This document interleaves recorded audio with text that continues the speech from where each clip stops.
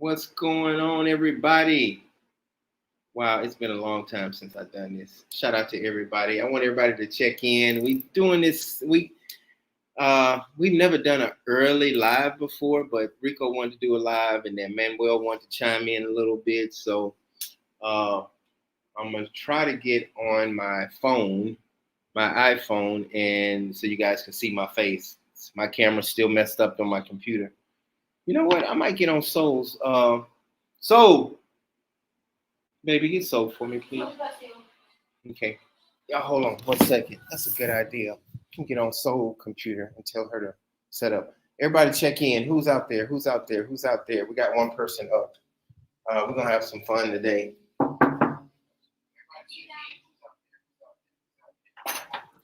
I'm sorry. I know it's last minute. You don't have to fix your bed or nothing. Can I use your computer? Log in. Yeah. Of course I have to. Oh, you don't have to. I'm asking you. Yeah. Can, Aren't you not gonna sit in there? yeah. Go ahead and log in for me right now. I'll fix the bed. Okay. Y'all can probably hear me. Hey Carl, what's going on, brother? Soul bed is not fixed, so I got to fix her bed because I'm about to go in her room and get on the live because my computer still doesn't show video. So Carl, what's going on, Miss Sharonda, Nikki? Good to see y'all. Good to see y'all. We're gonna talk. We're just gonna have fun and freestyle today. I hadn't been on a live in a long, long time, so it's all good. So, you guys hold on 1 second. Let me get everything situated. Hold on.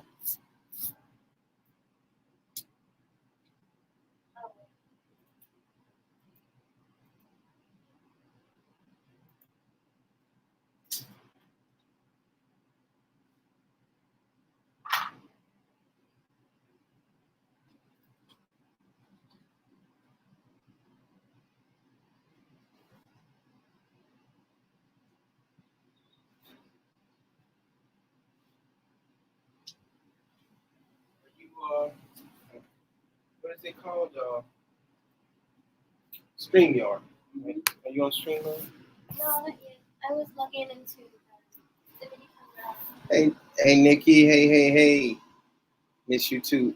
Can you go ahead and log in for me?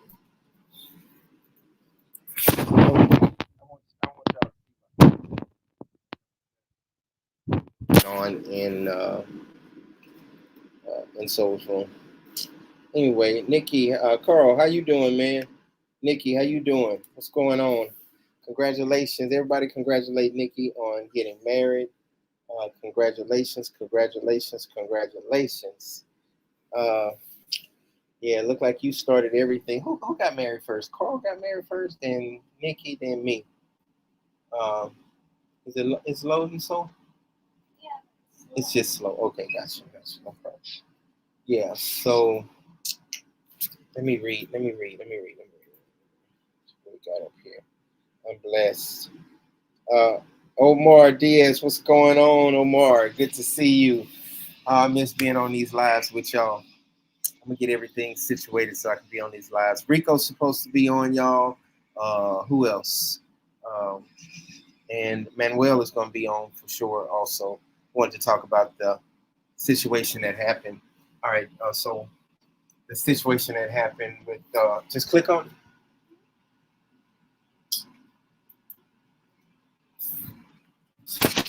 I think I'm doing it right. Yeah, but I wanted who got married first? Was it Nikki that got married first or Carl? Which one of y'all got married first? I don't remember. I'm sorry. After the surgery and all that stuff, I don't remember. Turn that down just a little bit for me. Thank you.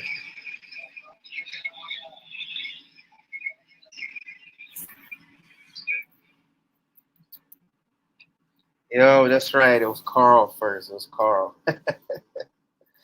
Oh man, that's right. Now I remember. 'Cause I remember the pictures, and then I remember the pictures with Nikki. That's right. He beat you by 2 weeks. That's right. Hey, we're gonna have Manuel on. We're gonna have Rico on, and we're gonna have some fun, guys. We're just gonna freestyle this and really talk about the situation that happened with with us yesterday.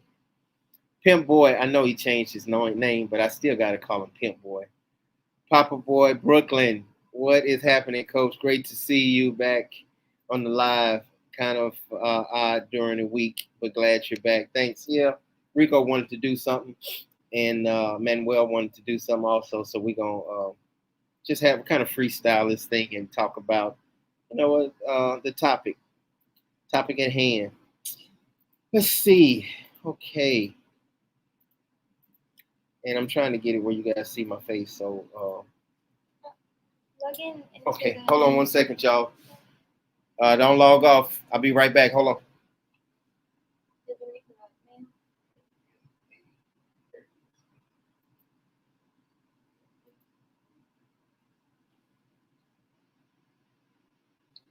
Password. Okay. Where's the shift?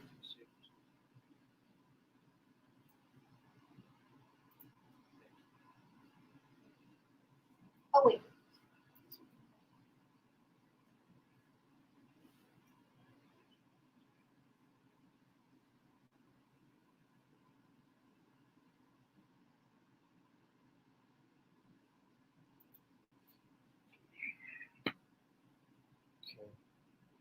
Hold tight, y'all. I'm almost there. Let's see. Brian, all the best, brother. God bless you. Jay Andrew. What I need to push now? Anything? Jay Andrew, what's up, Coach? Glad you're back. I just want to say, how does it feel to be a married man again? Again, that's right. It's been a long time since I've been married. It feels good. This is it.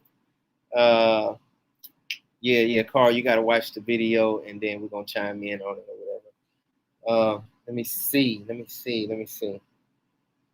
I think I'm almost up, y'all. Just wanted to send some shout outs to everybody. Matt, what's going on?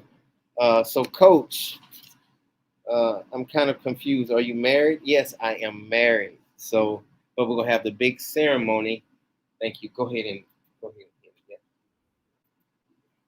Yeah. Thank you. So, let's see. Yeah. All right.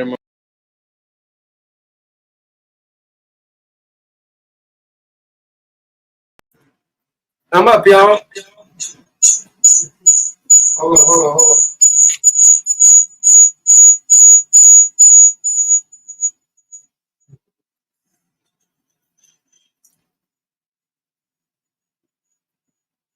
I'm sorry, y'all.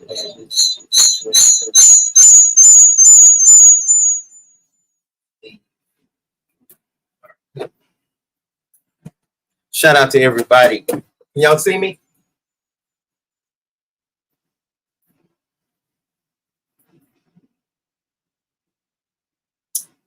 Ali, what's going on, man? Good to see y'all. I am on Soul's computer because my laptop still doesn't show the camera or whatever. Awesome. Thank you, Nikki. Thank you. So Matt said, so Coach, I'm kind of confused. Are you married or are you guys getting married next week? So we are already married on paper. So we're officially married, but we're going to have the big ceremony May 31st. So hopefully, whoever wants to come, you guys let me know. I'm going to start doing like reservations and all of that stuff probably in the next couple months. So we're going to let you guys know all of that. But we will be getting married in the Santo Domingo, Boca Chica area, the big ceremony. So we are officially married now. So can y'all hear me? Quan, 1993. It's always good to see you and Pimp Boy. I'm always call him Pimp Boy. Always good to see Carl, Nikki, Ali, Quan. Good to see you. So that's my answer. So we're gonna be having Rico and Manuel jump on pretty soon, just to talk about the topic. So yesterday, y'all, let me tell y'all what happened. Actually, this day before yesterday, this guy got so drunk. This Haitian guy got so drunk, and we lost him. And then he called us and said, "Hey, you got to come back and get us." So we had to go back and get him. And it was just sad because he was pissy drunk. I'm talking about drunk, trying to hold the police officers, trying to hug them, spitting in their face by accident, just falling down, and he couldn't drive, couldn't put the car in park, the whole 9 yards. He would have went to jail. And so he was my cousin-in-law boyfriend. So yeah, I don't even think she's gonna be dating him no more. I don't think so. But can y'all hear me okay? I can tell you in the air condition. That's it, Matt. Yes, in the air condition. So is the only one that got air conditioning. So anyway, we wanted to talk about that. And Manuel always, talks about how Dominicans get a bad rap for treating Haitians bad. And from what I saw, I didn't see that. I saw Dominicans, 95% of them, police officers and the military, they were trying to say, hey, calm down. We don't want to take you to jail. Calm down. They didn't snatch him up and throw him in jail or put handcuffs on him. It was like, if your family drives, then you will be good. So, but he was just still acting crazy. So anyway, I just know that a lot of times, and Manuel wanted to talk about it, Rico wanted to talk about it, a lot of times Dominicans get a bad rap just off the jump for just assuming, like people assume that we treat Mexicans bad in the United States, and that's not the case. I've never seen a Dominican police officer I'm pretty sure it happens, but I've never seen where they snatch them up and throw them on the paddy wagon and put their foot on their head and all of that stuff. I've never seen that. I've been here for 5 years and I've never seen a Dominican police officer or a military person mistreat a Haitian person or just abuse them. Now, I've seen them talk to them and get boisterous and say, hey, get on this paddy wagon right now. You're going back to Haiti, blah, blah, blah. I've seen that, but I haven't seen any no crazy stuff. Jason, what's going on? It's a good thing he wasn't in the United States, or that situation could have been worse. Yes, you're absolutely right, because and that's a great point, Jason, because he would have went straight to jail. Assault and battery on a police officer, and then he would have then got a DUI, DWI, whatever you call it. So that's it. So anyway, y'all ask me some questions before we'll jump back on this topic, on the subject, but ask me some questions. What you guys want to know about me? This is my final surgery, so I already had it, thank God.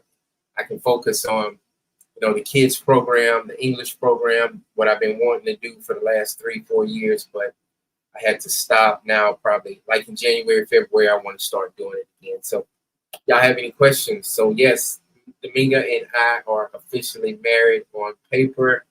I'm gonna let me go get the certificate so I can show y'all the certificate. Hold tight. Give me 30 seconds. Count to 30 real quick.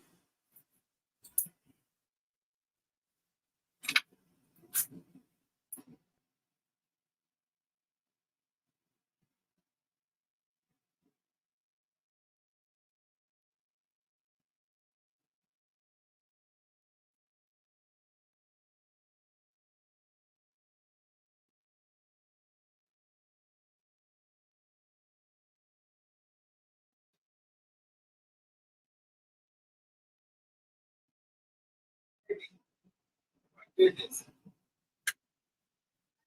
My certificate. What's up, Manuel? All right, Manuel, I'm gonna bring Manuel in. Brother, what's going on, man? Hey, how you doing? Can you hear me? I can Is my hear audio you. okay? Can you hear me? Yes. Yeah. How you doing, brother? Doing good. Awesome. Can't complain. Look at this. I don't want y'all to look at my serial number, but I want you to look at this. That's a marriage certificate. That's right. It's official. Then you are officially married. Can I get deported from the Dominican Republic still? You don't have the citizenship, so yes. But now I can go and work on that now, right?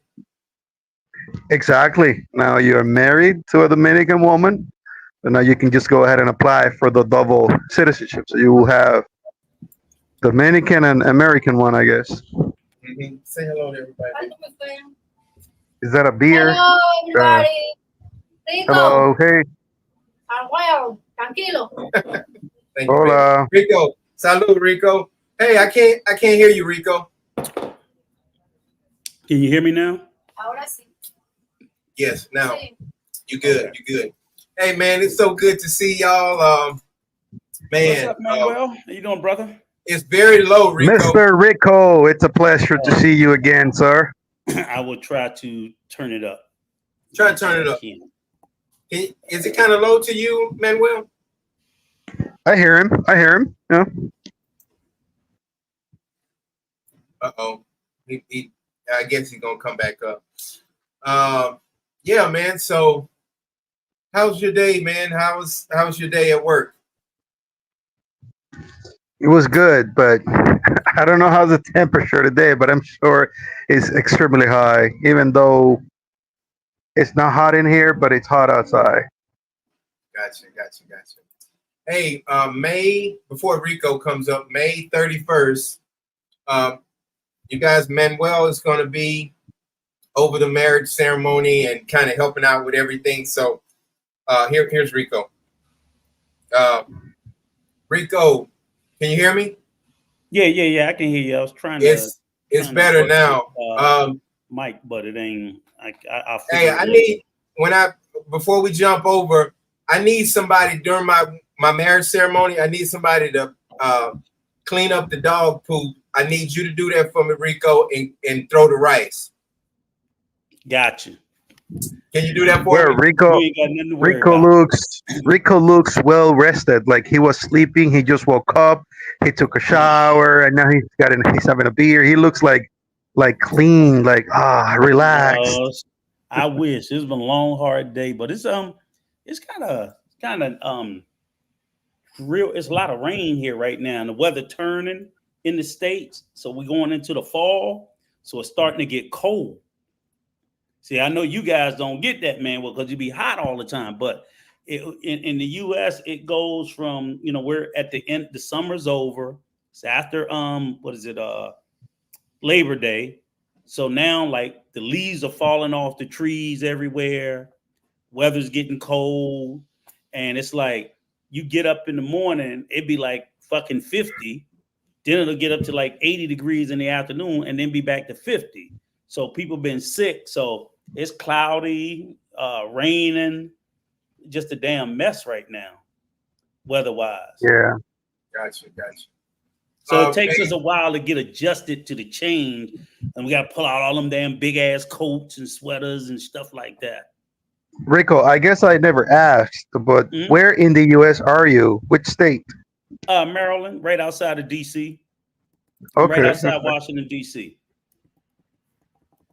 Good. So here, which we kind of like, we get like all 4 seasons. Like maybe in about 2-3 months, we get a bunch of fucking snow.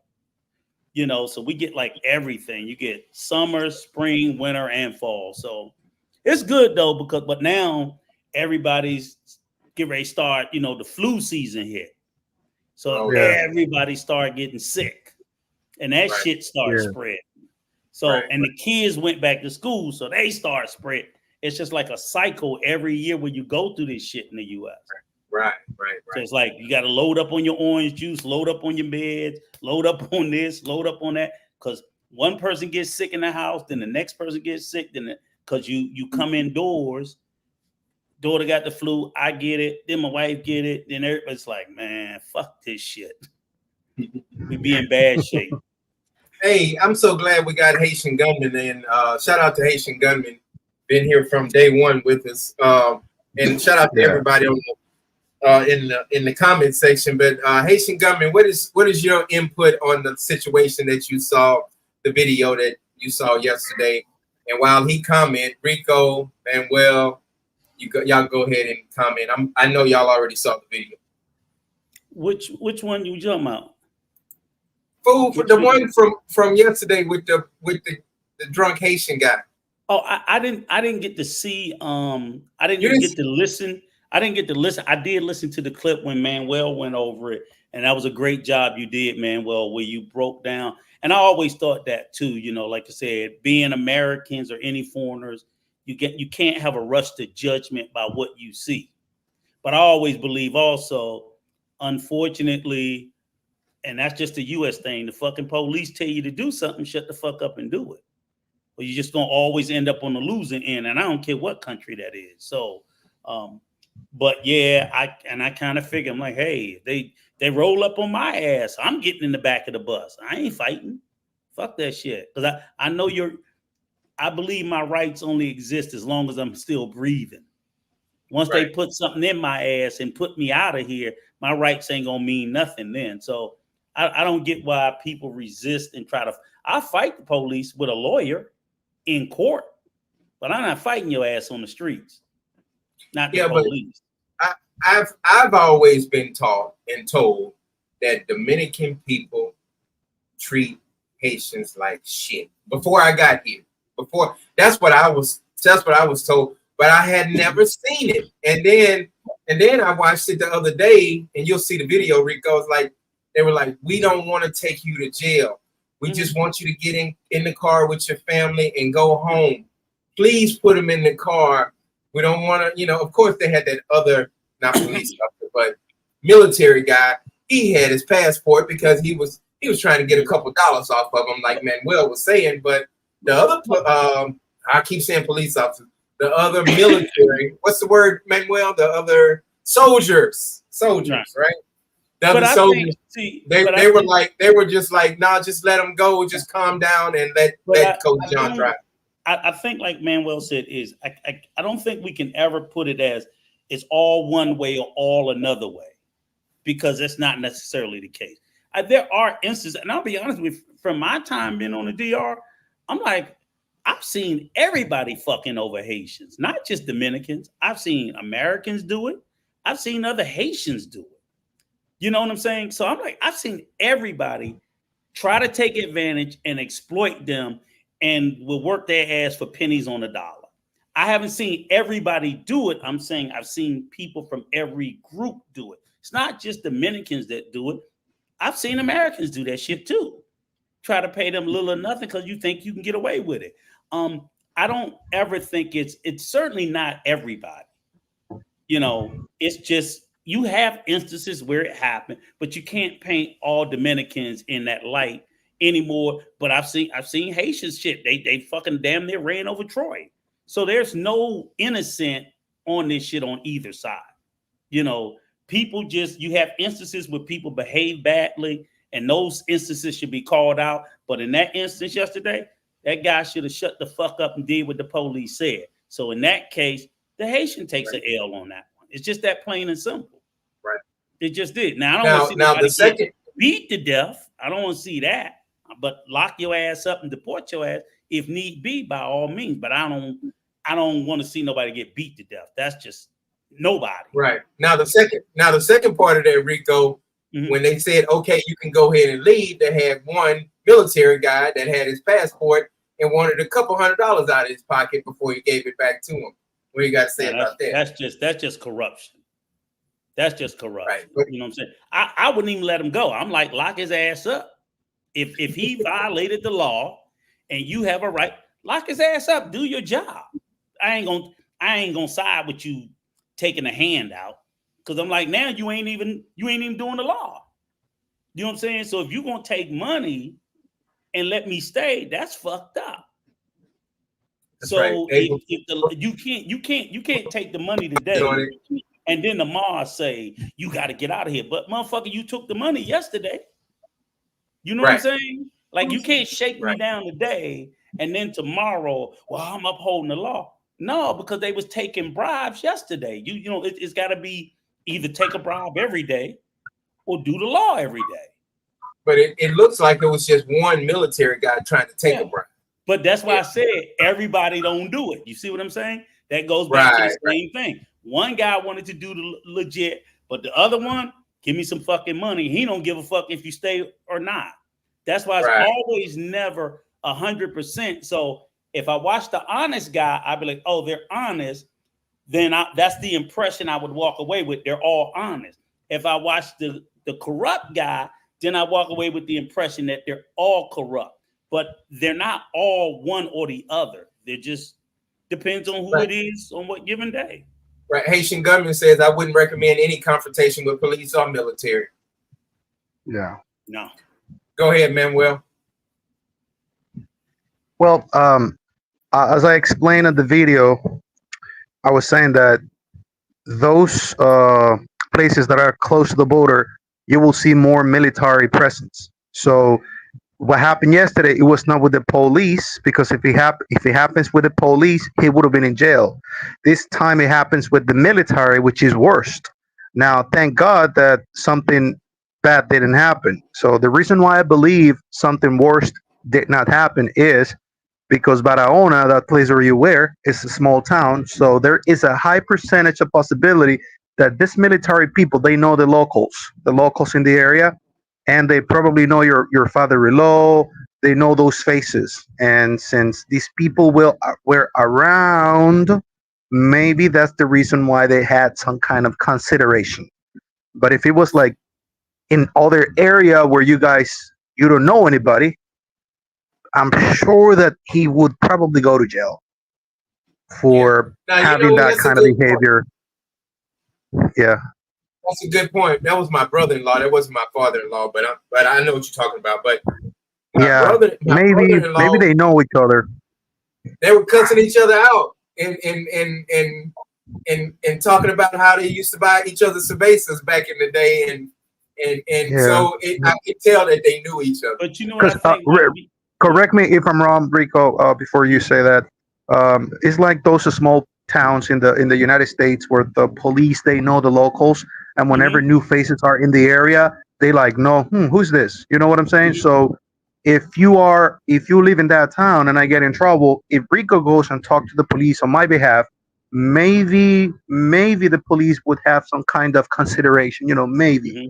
So I think this is the only reason why this person is not in jail today. I think. No, you're 100% right about that, Manuel. So I can't. That does happen in small towns in the U.S. almost in the same way. Now I'm gonna tell you one other thing that I've thought about and I still think about is also, and you're starting to see it more and more in the DR, right? Which is like really surprises me, is that them goddamn cell phones. So now a lot of times they have to be careful about what they do publicly because everybody got a phone and everybody's filming. So even if they do cross the line, that should be online up in a heartbeat. So they might you're totally right. do stuff, but it's we're becoming a police state where there's cameras everywhere and you're being recorded and oftentimes they think they're not, but then you'll see them like do this and shit. And it's because you can't, if the law says you're supposed to do this and I got you filmed, because believe it or not, like you say, even if you go in the bad neighborhoods, the gangsters is recording the police, making sure that their civil rights are not violated, because that's the shit they're gonna use in court. So, it's a fine line. It goes back and forth. I still think the police are within their rights. If the guy's supposed to be incarcerated, you shouldn't struggle and fight back, because if you got a family, at the end of the day, even if it's accidental, you could lose your life. We had a case where the guy, Freddie Gray, here in Baltimore, got handcuffed, and they do the police in Baltimore here do what they call a rough ride, where they put you in the back of the paddy wagon and they ride that motherfucker over all the bumps and all this shit. And people have broken their necks and died in police custody. So they didn't shoot you, but you really don't want to be in any type of custody if you don't have to. I tell my sons, control your temper, fuck it, shut up, do what they say, call me, we'll deal with it in the court, because you're not gonna win. You're not gonna win. You need to do Sister Siobhan Jones comment too. We need to talk about that. Yeah. So I can tell him how I took your ass. Let me say this. Government said, and then I'll get right back to you. Mhm. It seemed a little. He seemed a little excited. Yeah, his papers must have been in order. Yeah, they He were was in order because intoxicated. they checked He was everything. not excited. He was drunk. Yeah. He was drunk. Yeah, But that's what it was. even if your paperwork is in order, that's still because like Not here, the police can. I'm not sure about the DR, but like in the States, the police can damn near stop you for anything if they say they investigate. And a lot of times people go to jail because they just. I get it. The police can be assholes. I 100% agree they can be assholes. I am not pro police at all. I'm pro keeping your ass out of jail and staying alive. And I know you can get into an argument. I'm like, you arguing with a motherfucker with a gun and you don't have one. So I want to be here to tell my side. If he shoot and kill me and nobody sees it or films it, they only got his side of the story to tell. And whatever he tell him is gonna go. So I'm like, I thought he was gonna get killed because he blazed through 2 checkpoints. We were behind him. He drove through 2 checkpoints, and then that because it's Manuel, it's a whole bunch of checkpoints in that area. He drove through that 3rd checkpoint, and they had it blocked off, and they made him get out the car. So like, I guess they must have radioed it in or something like that. Yeah, so he even before he got pulled over, he was already breaking the law. Mm-hmm. Exactly. So it could have gone south for many reasons. Let me ask you this: were the windows down or up in the car? They were up. They were up. So, because I know there was a woman inside the car. Sometimes when police they see women in cars, they are more cautious to do whatever. When they see men, they're more likely to use violence. Mm-hmm. Yeah, if there's only men in cars, like 2 or 3 men, 3 men in a car represent a threat for the police. But 1 man and a lady is like, hold on. This is a country where women, the last 10 years, men are killing women like crazy for multiple reasons. So the police they don't want to kill women. So it's bad. It's bad for the government. Gotcha. Yeah. Gotcha. Hey, my reception is in and out. So Rico, go ahead and read that question, please. I'm sorry. Okay. I don't know if you can hear. Sister Jones asked, "What do Manuel and Brother Rico think about Donald Trump saying that Haitian migrants are eating cats and dogs in the United States?" Did he say it? I didn't hear him say it. Yeah, he said it. He said it during the debate. I didn't hear him say Haitians. He said it out of his mouth at the presidential debate. He stood on that stage in front of them white folks and told that racist bullshit. He did, because he's a piece of shit racist. That is what he is. I don't think that, and I don't think it's funny because in Springfield, Ohio, it's not even so much that it's an insult. What's bothering me about it is Haitians in that community are being harassed. There's been bomb threats for their kids going to school. You got racist ass white people showing up to the town, threatening them. It's not cool. I so much want to put my foot in Donald Trump and JD Vance's ass, because they're nothing but some cracker ass motherfucking pieces of shit that told the guy admitted he made it up. He made it up. He totally just made that shit up. And it's racist. And I'm like, it's so fucked up to target a group of people with a made up lie that is a lie. It's not like he was confused.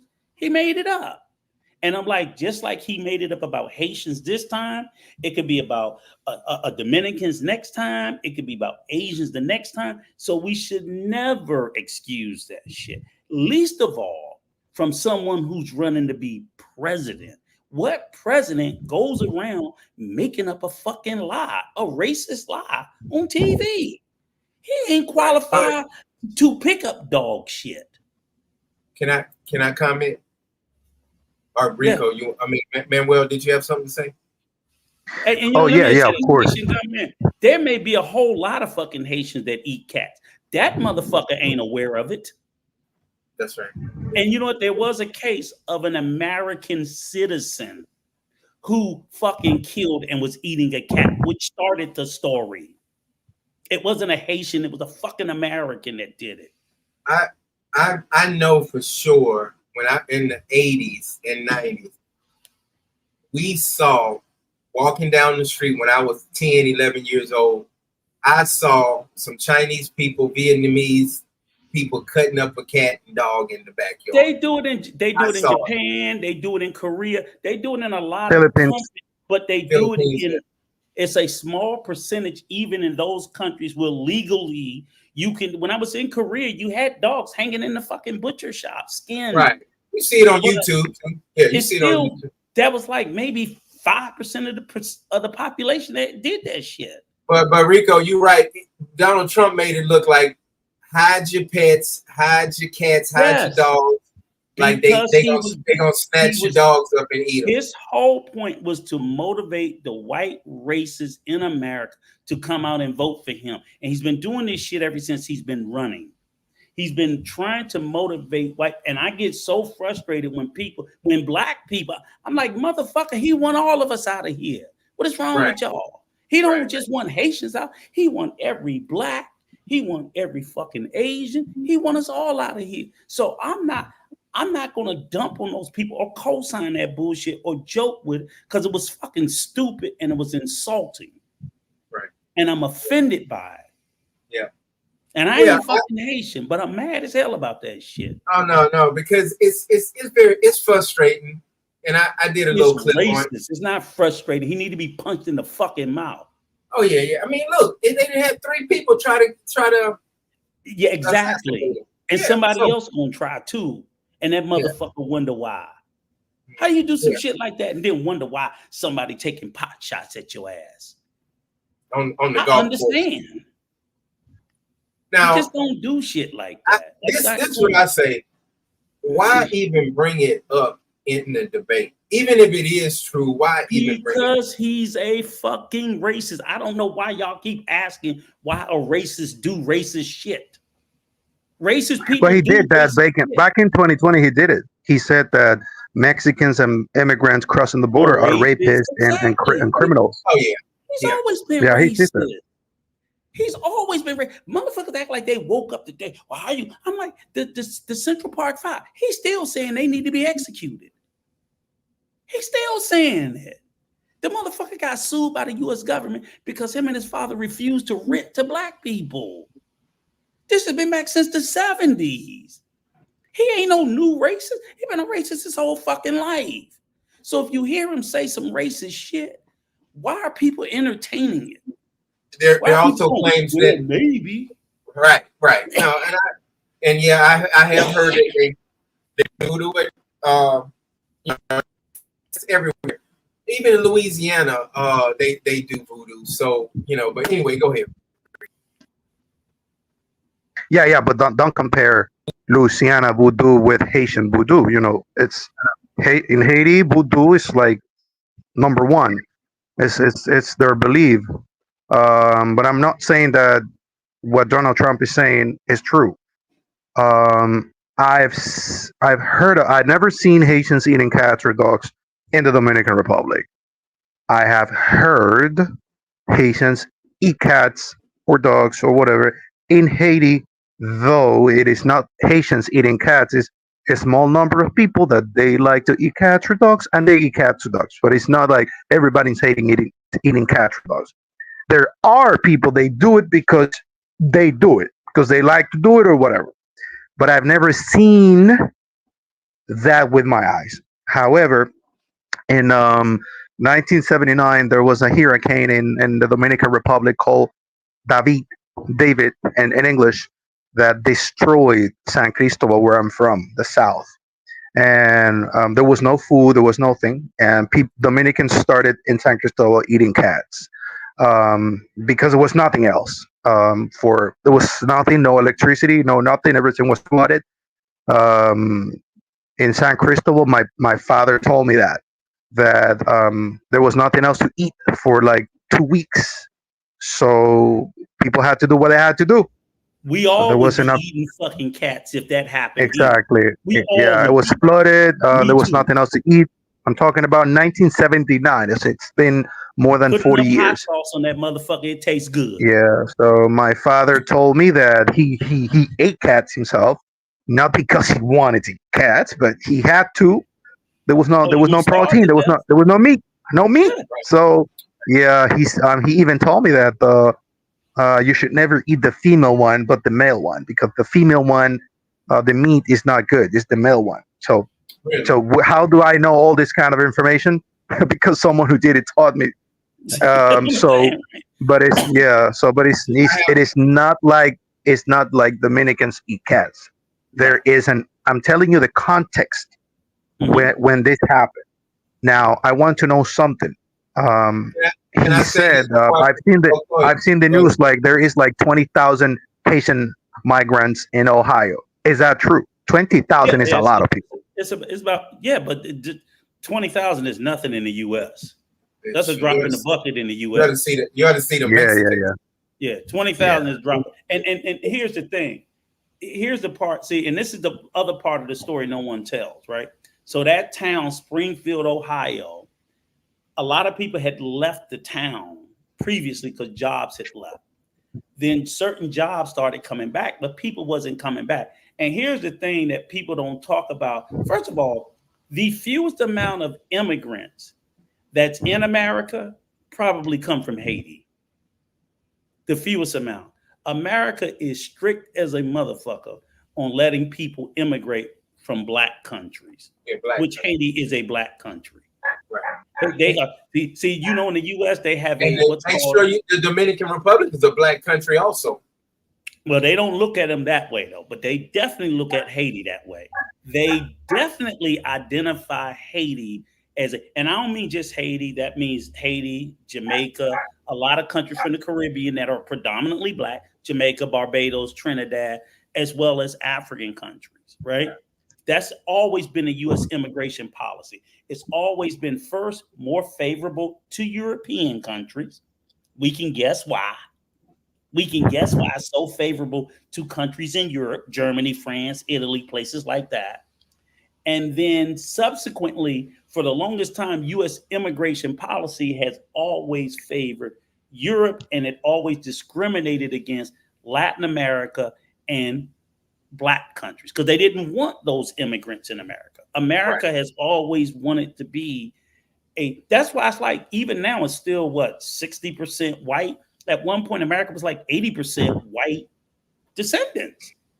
And they tried to keep it that way as long as fucking possible. The only reason why you have as many minorities in America now isn't from them letting us in, is we have fucking babies. We like to fucking have children. So the population grew that way. Let me help Manuel out and give him an example. In Texas, Texas is starting to turn into a blue state. And all the judges, a lot of the judges were white in Texas. Now a lot of them are black, Latino, Mexican, all of that. It's changing. So like you can see it changing. And a lot of white people are scared of that, like Rico was saying. So I just want you to understand, like a lot of stuff is changing, and whites are kind of falling to the back a little bit in certain states, like Georgia also. So the biggest thing is with the population trends is white families are having fewer children. They'll have one or two. A lot of them have none. They're aging out, and then as the population grows older and die, they're not having as many children as predominantly Hispanics. That's the fastest growing minority group. They're probably like 25% of the population because they're having so many children. And then Asians are growing at a faster rate, but they're still they account for like 3 to 5% of the US population. Blacks account for around 15, maybe 20%. At one point, we were the largest minority. Now we're the second. So that's what's really changing it. But America's immigration policy is not about who has children or who dies. It's about who the fuck you let in. And for the longest time, they was restricting the fuck out of people who came from black countries and Latin countries. what started helping to change the immigration policy in America was actually Black Americans. It was we have a caucus called the Congressional Black Caucus. So they have every year beat the drum against the American government. They're like, you motherfuckers is letting in 2 and 3 million goddamn Europeans. You need to start letting some Mexicans in. You need to start letting some Caribbeans in. You need to start letting Africans in. Because before that, there were almost nobody coming from those countries because the US government would always put up barriers. So they started tying metrics and saying, if you're going to let 1 million fucking Europeans in, we need 100,000 Mexicans. We need 50,000 from Africa because they knew it would. And with immigrants coming in, what do? A lot of them have children. Yeah. And when I was second and third generation Hispanics and second and third generation African Americans or Black Americans, and that's how the population has changed. But it's been a fight, and they still don't want to let people in. That's why the DR is so hard to get a fucking visa. They don't want them. Let me get back to what we were talking about with the dogs and cats. In Louisiana, we ate everything but dogs and cats. Possums, raccoons, gator. I've had all of it. Snake, deer, alligator, possums, everything. Now, when I first moved here, tell me if this is true or not. They you know how you guys hang up the goat on the pole outside? They said that Dominicans were selling people dogs, so they had to leave the hooves and the feet on there so they know it's a goat. Is that true, or is that fake, fictitious? Is that real or not? It looks like there was a time back in the days where some people were selling dogs. Why? Because a goat and a dog without a head, there's no way that you can tell the difference. So it's it's super similar. So, but the thing is that when something bad happens, people generalize, and it automatically people want to judge every people selling the meat, they were selling dogs, and that's not true. Someone got caught doing it, and automatically it actually affected the whole business. Now, I don't know myself any Dominican that eat cat, but I'm sure there has to be one or two out there that they eat cats. I'm sure. I have eaten snake meat myself. I tried it once.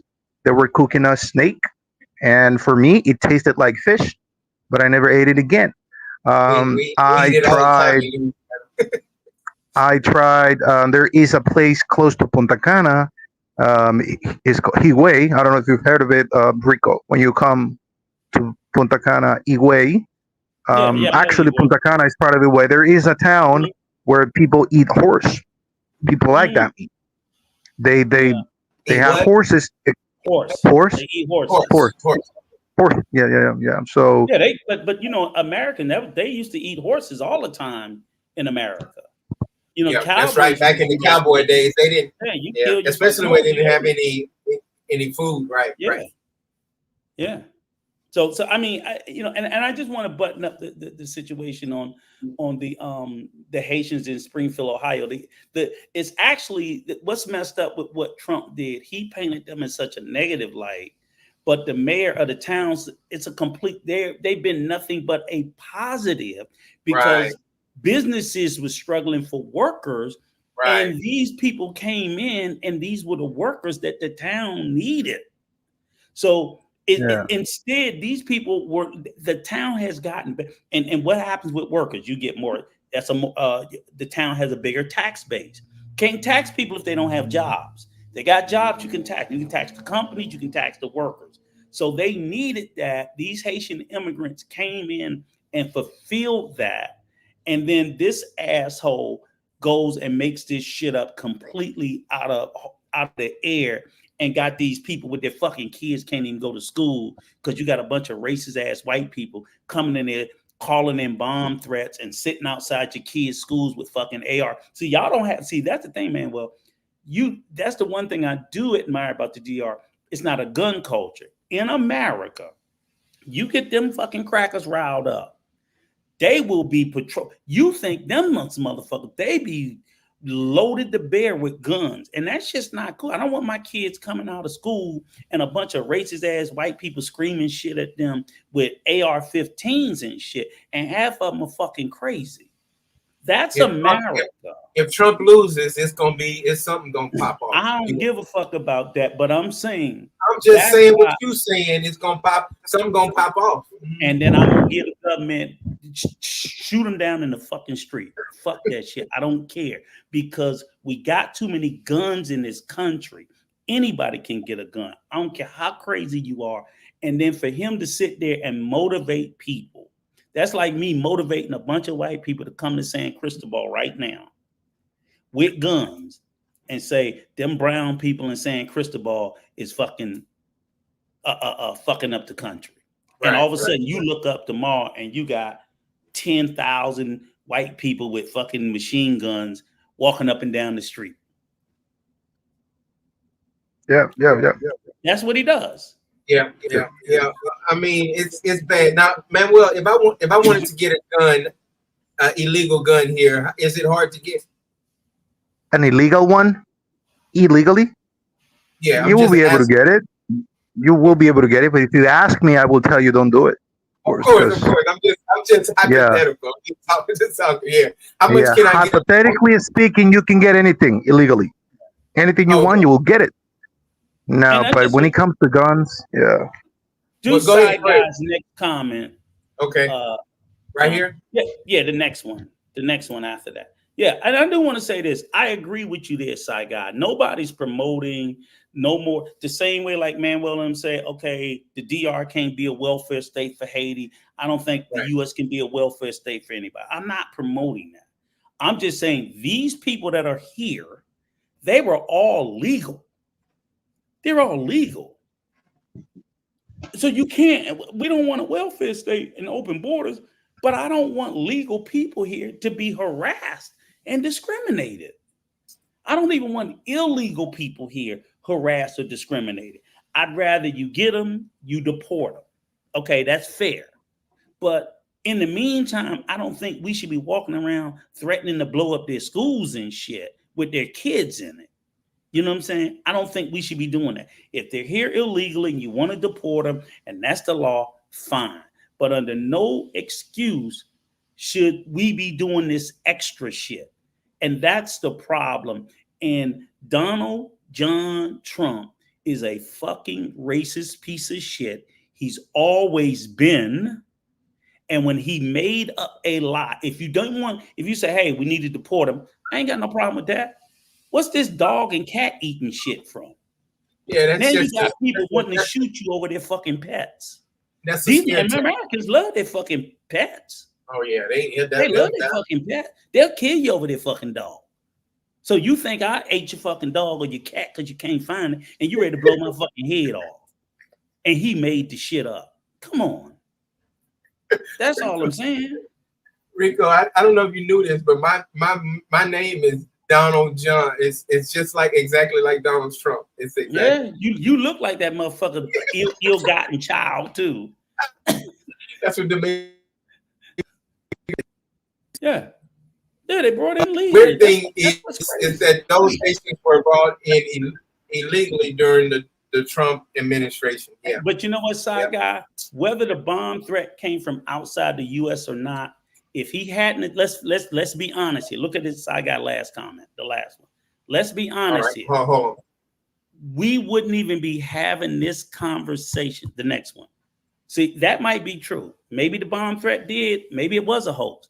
We wouldn't even be having this conversation if that racist piece of shit hadn't said what he said. We wouldn't even be having this conversation.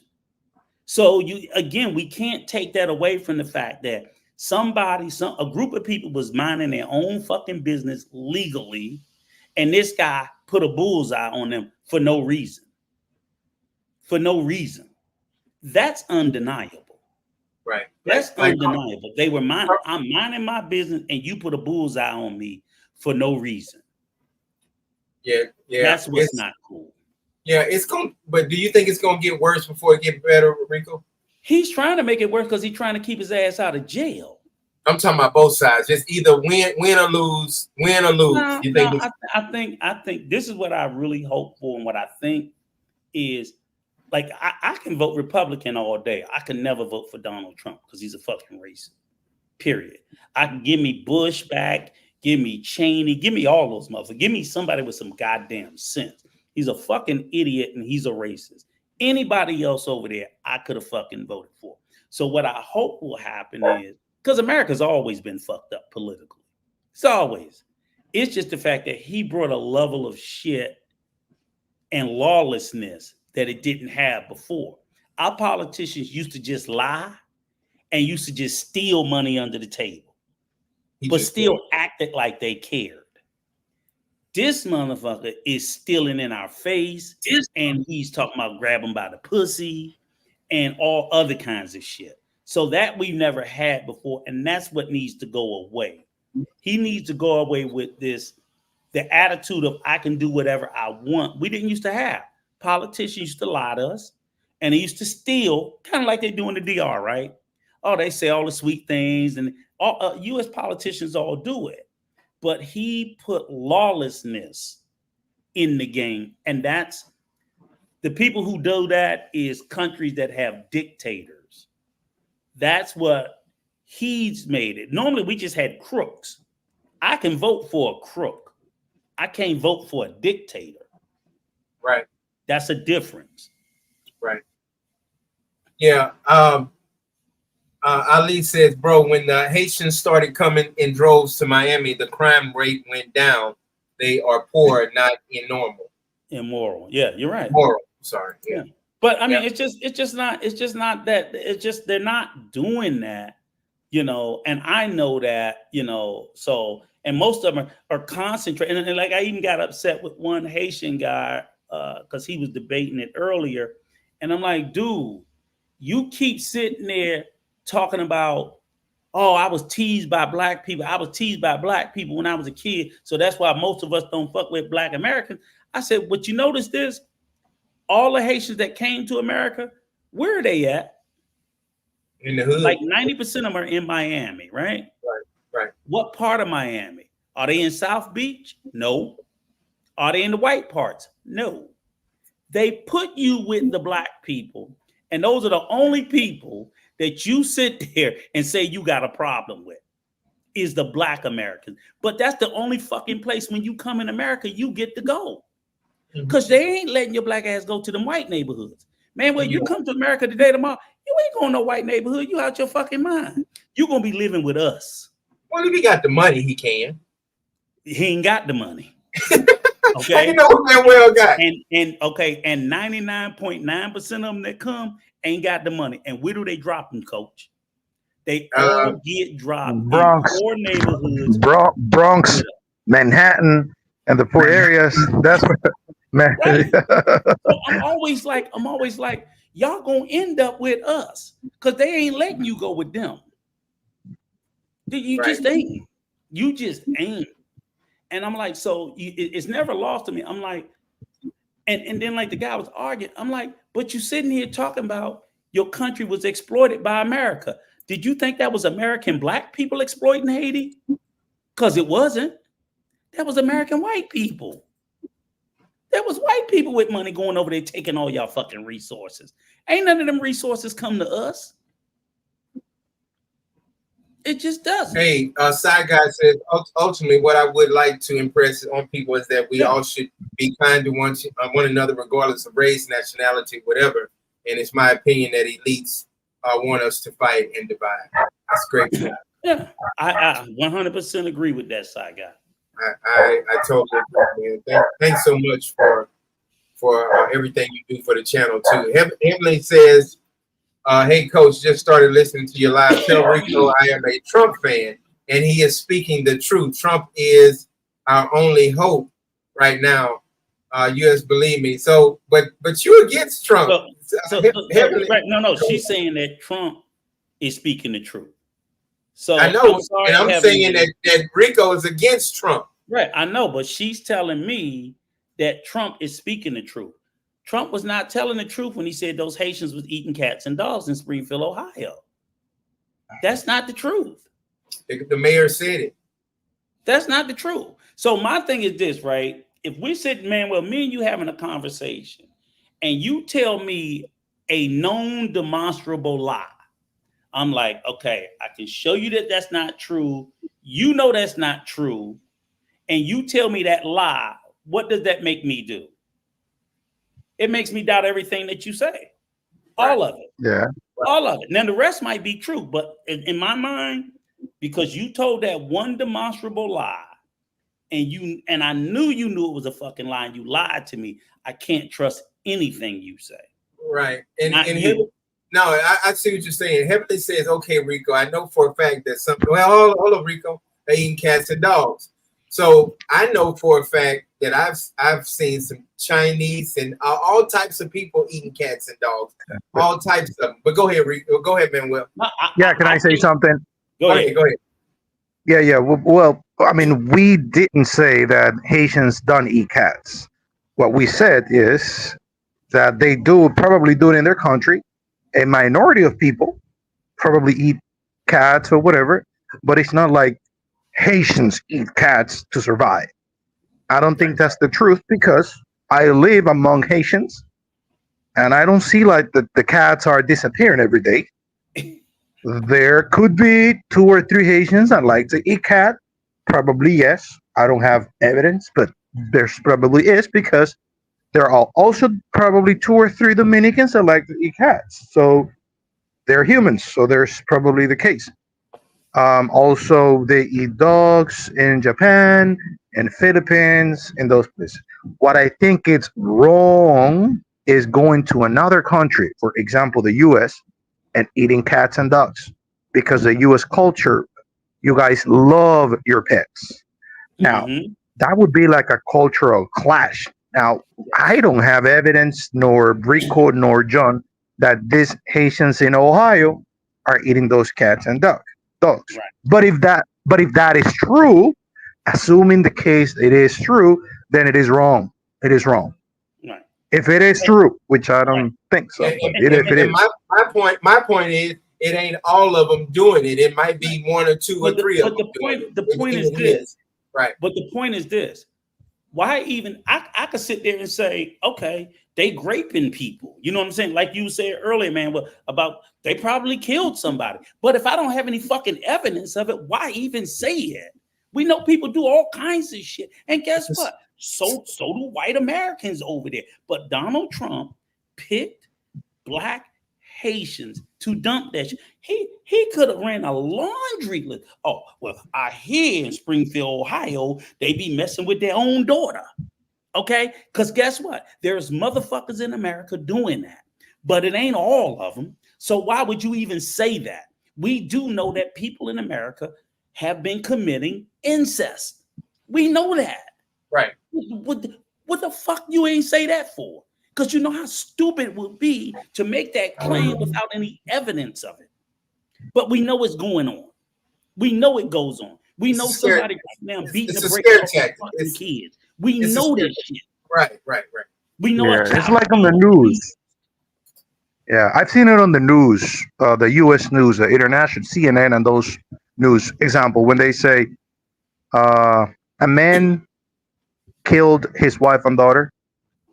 If they are talking about a white man, they don't say white man. But if it's a black person, they say a 46-year-old African American killed and raped his wife and daughter. You see, so they always try to put the word African American next to the word criminal. So automatically it gets repeated and repeated and repeated and repeated that when someone thinks about a thug, automatically your brain picks someone black. Mm-hmm. Right, and that's the thing too. Like the Haitian woman has a great point. If they weren't eating cats and dogs in Haiti, they ain't going to be eating them. But this was the point. This was the point that I said. I was like, now why in the fuck? Even if I ate dogs, right? Say I came from a poor country, and just pretend for a moment. why the fuck would I choose to eat dogs in America? Of all, do you know how much fucking free food, the fucking home, like you know? I understand the struggles in DR and Haiti, because if your ass is homeless and on the street and you ain't got no money to buy food, your ass don't eat. That ain't the case in America. In America, they feed. And we got food shelters everywhere, homeless shelters everywhere for grown fucking men. I'm like, you ain't got to eat no fucking cats and dogs in America. You will keep a fucking full belly. So when you see homeless people in America with nothing to eat, that's because they refuse to go to places that would feed them. Because a lot of homeless people in America deal with mental ill issues. Right. So they don't want to go to the food shelters and the homeless shelter. We give out free food every day. They don't ask you nothing. You just show the fuck up and they give it to you. So why the fuck would a person eat a dog or a cat when you can go get food? It makes no sense. So again, when I say what's the motivation? Racism. Right. What else would be the motivation to make that shit up? Do you think it's racism when Donald Trump doesn't want women to do certain things with their bodies? Miss Heavenly, that's your husband. That's how he like her comment. Go ahead, read it, Rico. Read it so we can everybody. My husband is half Haitian, and he said there are not good people. I know thousands of good Haitians. So your husband is speaking. Well, you know some good Haitians, Manuel. I have never had any bad experience with a Haitian, but I have a lot of friends that are from Haiti. I don't know what kind of experience this gentleman had with an Haitian. Maybe he had a bad experience. Right. And I'm not saying there is good Americans and bad Americans. There is good black people, bad black people. So yeah. Yes. So and there are bad Haitians, but that's not all of them. So that's what I'm sitting there saying is I don't want to, just be disrespectful, and I won't be, but I'm just sitting there saying, your husband, maybe he has some sort of experience and people will do that. If a person if I've even seen black people have a bad experience with an Asian person, and all of a sudden now they mad at all Asian people. I'm like, that was just that one asshole. That's not all of them, but people do that because they want to project. And if that's how your Dr. husband, HP, shout out to Dr. HP. I know plenty of black people who say that black people aren't good people. Yeah. So again, that's a great point, Dr. Yeah, but there's no blanket statement for anybody. And again, this still speaks to, at the end of the day, this goes to this one presidential candidate making a slur against a group of people based on nothing. Just based on nothing. It's like I just pulled out my It's a scare tactic. It's a scare tactic, Rico. It's a scare tactic. Yeah. But so that's all I'm talking about. I don't care about what these people do or don't do. These people was minding their own business. They wasn't bothering nobody. They were over there living their life, doing the right thing. And all of a sudden, he put a big ass bullseye on their back for no reason. Go ahead, Manuel.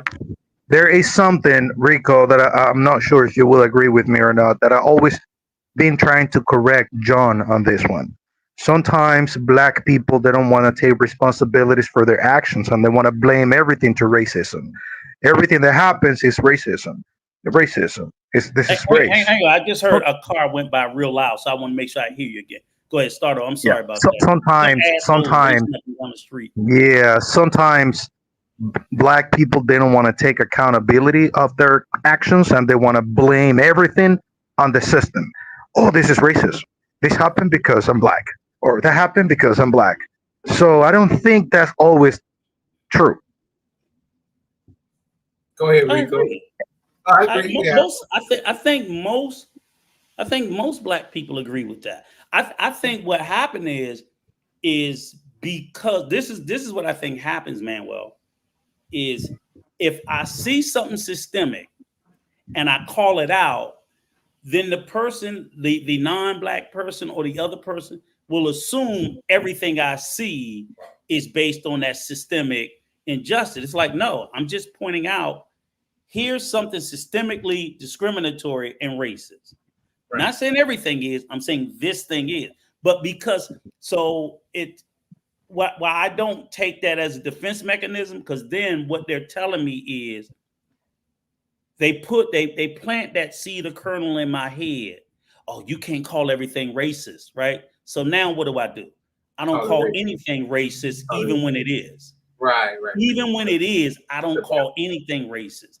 When I know it is, I can't, because I'm worried about what they're going to say that I'm calling everything. Do I think some people overdo it? Yes. Right. Yes. And that's what I was talking to Manuel about. I will say this. There's a lot of motherfucking racism out there in the world. Mm-hmm. So unfortunately, everywhere. Everywhere.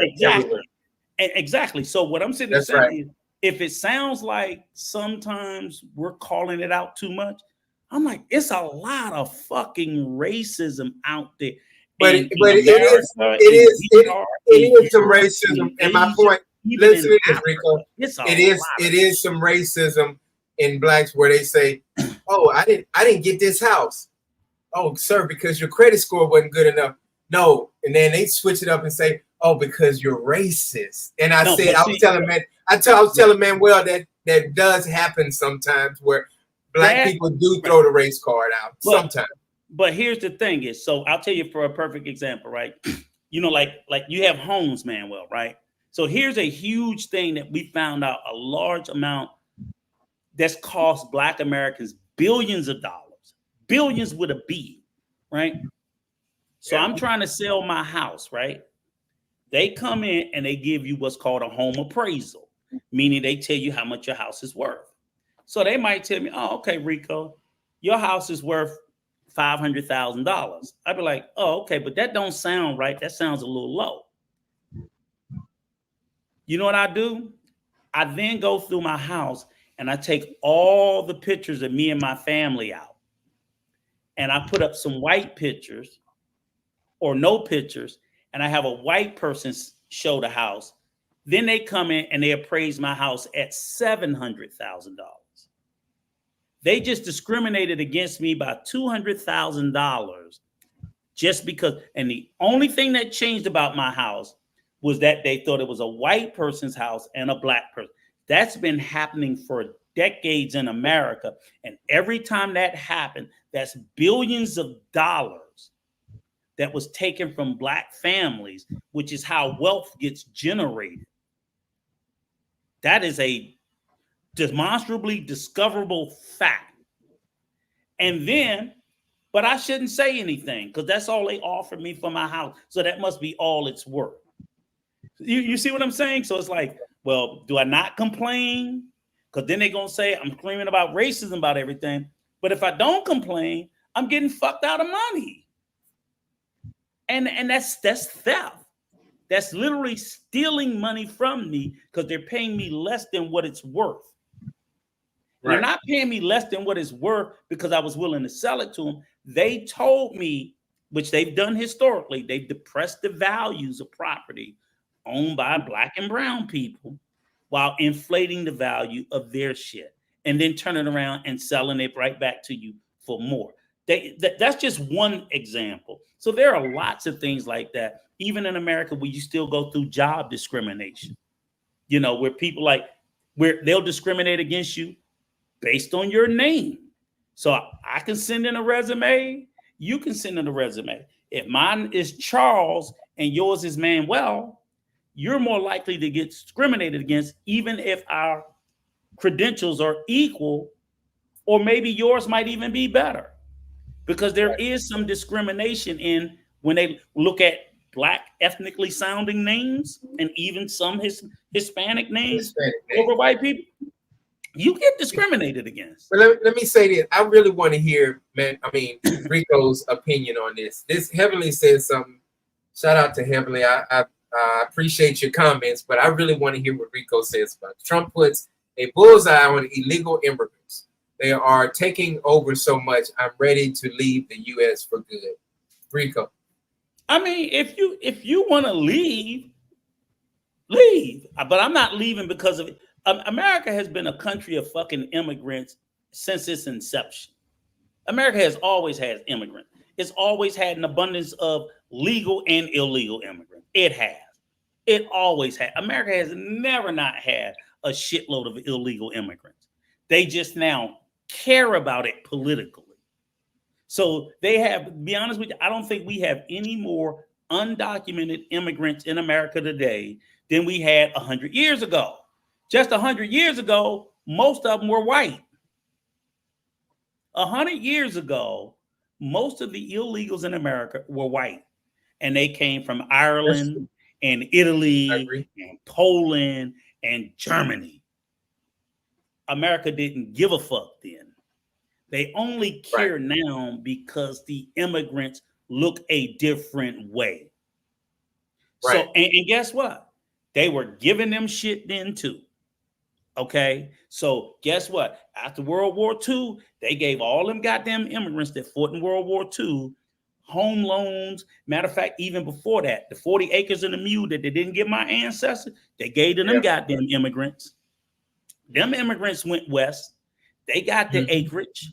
They got the mule. The Homestead Act benefited white immigrants. Didn't benefit black immigrants. So we've always had immigrants. It's just what documented and undocumented. It's always been what they look like. It's all been what they look like. So, look at read this, Rico. Read that. As of December 2023, 170,000 Ukrainians have been granted parole through the U4U for up to 2 years. Yeah, and once they get here, they never leaving. But nobody's saying anything about that. Great point. They never leaving. But 509 facts. They'll come. They have all these different types of programs. They have TPS, temporary protected status. So, like, if say an earthquake or a hurricane happened, depending on how many people they let in, they all do. So again, I hear all this fear talk about illegal immigrants. I'm like, yeah, but you only care because they're brown and black. But all those white illegal immigrants we've had, America didn't give a fuck then. So I don't give a fuck now. I'm comfortable around black and brown people. They don't scare me. You know what I'm saying? Let all the motherfuckers in. I don't care. I don't care, and I'm not. But do you think a lot of people think if we have too many of them, it's going to destroy the country? But they have no evidence of that. They have no evidence of it. No. I'm just telling you what that's. And Trump is doing that scare tactic.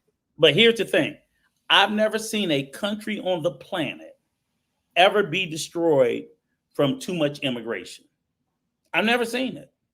People move from place to place around the world, and fuck the U.S., but they immigrate to other countries. Eventually, it takes time to be able to absorb the people.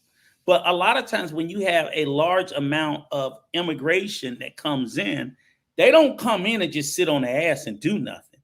They work. They create jobs. They create industries. You have immigrants that work for immigrants coming in. So that's just basically how it is. And America is a very big landmass. Did you know that the governor said people are working hard, helping our city out? Did you hear him say that? Yeah. Yes. John, say that again. I lost you for a second. Say that again, please. He said that the governor said that the immigrants are working hard. And they're helping. Immigrants are working. They're law-abiding citizens. He came hard. And they're law-abiding citizens in our town. I'm just letting you know what the governor said after Trump said what he said. Yeah, but it happens everywhere because there is a social pattern. Immigrants are always going to work to other countries. They go to get better lives, and they don't want to have any problem with the law. Of course, they broke a law because they're illegal immigrants, but it's what Rico said. I'll give you an example. I've been to multiple prisons in the Dominican Republic doing social work, and you won't believe. So Haitians are like the lowest percentage of the inmates there. So you barely see Haitians in prison here. You see them 2 or 3, maybe 4. You see them, but you don't see too many Haitians in prison in the Dominican. But of course, this is an information that I will talk about because nobody's interested. People will always talk about deportation because that's what they want to sell. But we have 27 prisons, like big ones in the Dominican Republic. I've been to like 20 of them. And believe me that the one that I saw more Haitians in prison is like probably 5 or 6. The reasons why are multiple, but most Haitians, they come here to work, to get jobs. They don't come here to commit crimes. But Some of them do, of But course, but Manuel, it's yeah. funny you Yes, said sir. that. I wanted to say that mirrors the exact same thing that happens in the U.S. Very few undocumented people are in jail for crimes. The overwhelming number of them that are incarcerated are just waiting to be deported. They don't commit crimes. It's the same thing, and I had to say Exactly. that because even in the exact same thing.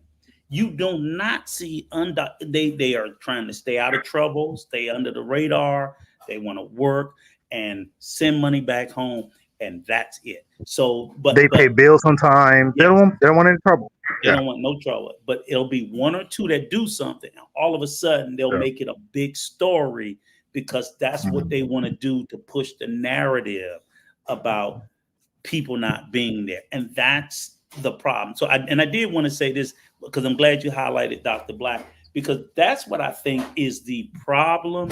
It's not any particular country is going to have a problem supporting, because I understand, like even in the DR, like I think like 30% of the births were to Haitian mothers, and I get that. And I'm like, yeah, that might be Yeah. true. But and that's No, true. it I'm is. not It disputing is. that. It is true. Yes. Yes, it is. But the reality is, but those Haitian mothers work too. So they're contributing to the economy. Because like you said, they said most of the Haitians, the majority of the Haitians in the DR work. There's not a bunch of social services provided other than, granted, public Health. education and health. That's it.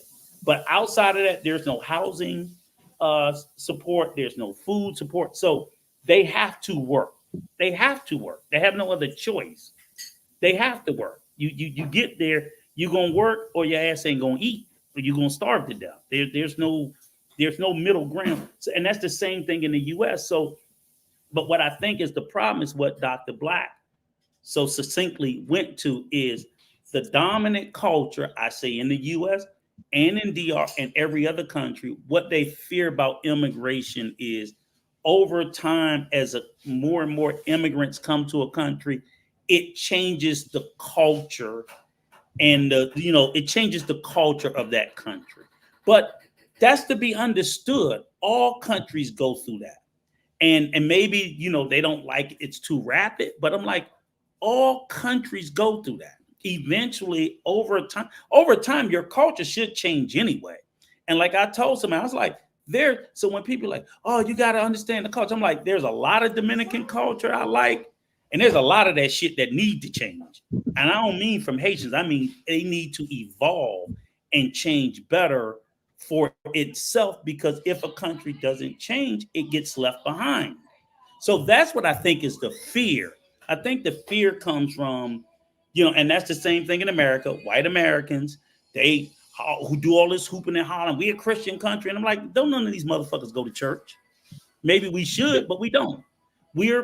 America is a very multicultural country, and it was dominated by white people for so long. But like in the next 10 years or 20 years, it's expected to become a minority majority, meaning there's going to be more non-white people in America than white people. So what does that mean?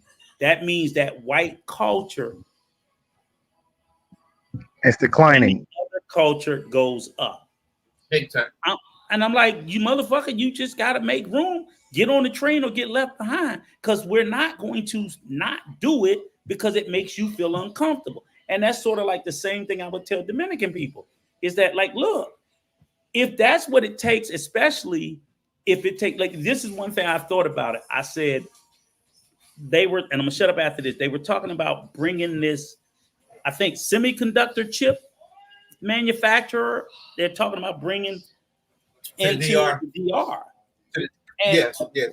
a big semiconductor, and I'm like, okay, but who's going to do if the work is back-breaking work? Who's going to do the work? Because we know who does most of the work in the construction industry. Yeah, but if it's gonna be in a factory, Dominicans are gonna do that one. If it's factory Really? work, Dominicans do. But if it's construction, it's dominated by Haitians. Exactly. Because to work at a factory, Rico, you need certain identifications that Haitians don't have. Mhm. To work in construction, you don't need anything. You just go to work and that's it, and get paid every week. But then you get back into the dilemma, because I sat there and was talking to somebody too. I said, well, one thing I do know, like we talk about it all the time. Dominican labor laws are totally different than not just US, even in Asia.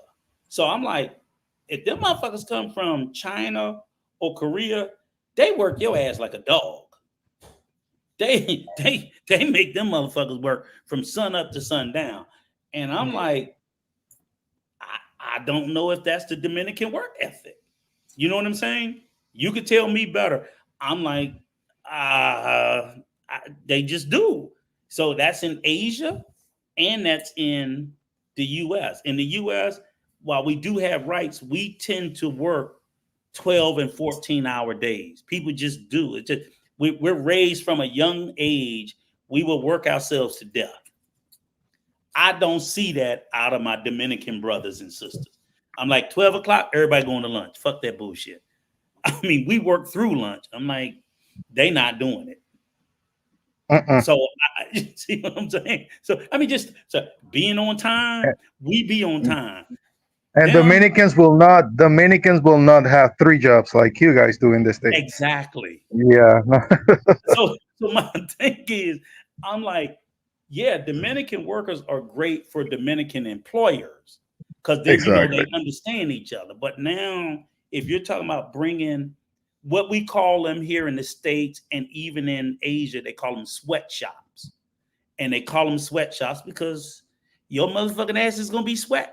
So even in a factory, like when you sit your ass at that machine, don't your ass move. And I'm like, are they going to overwhelmingly want to do it for the same money or a little bit more? I don't know. Heavenly said, no, Rico, there is no reason why Americans in the U.S. are forced to speak Spanish when the Dominican Republic would never force their natives to speak English to please America. But I didn't say nothing about language.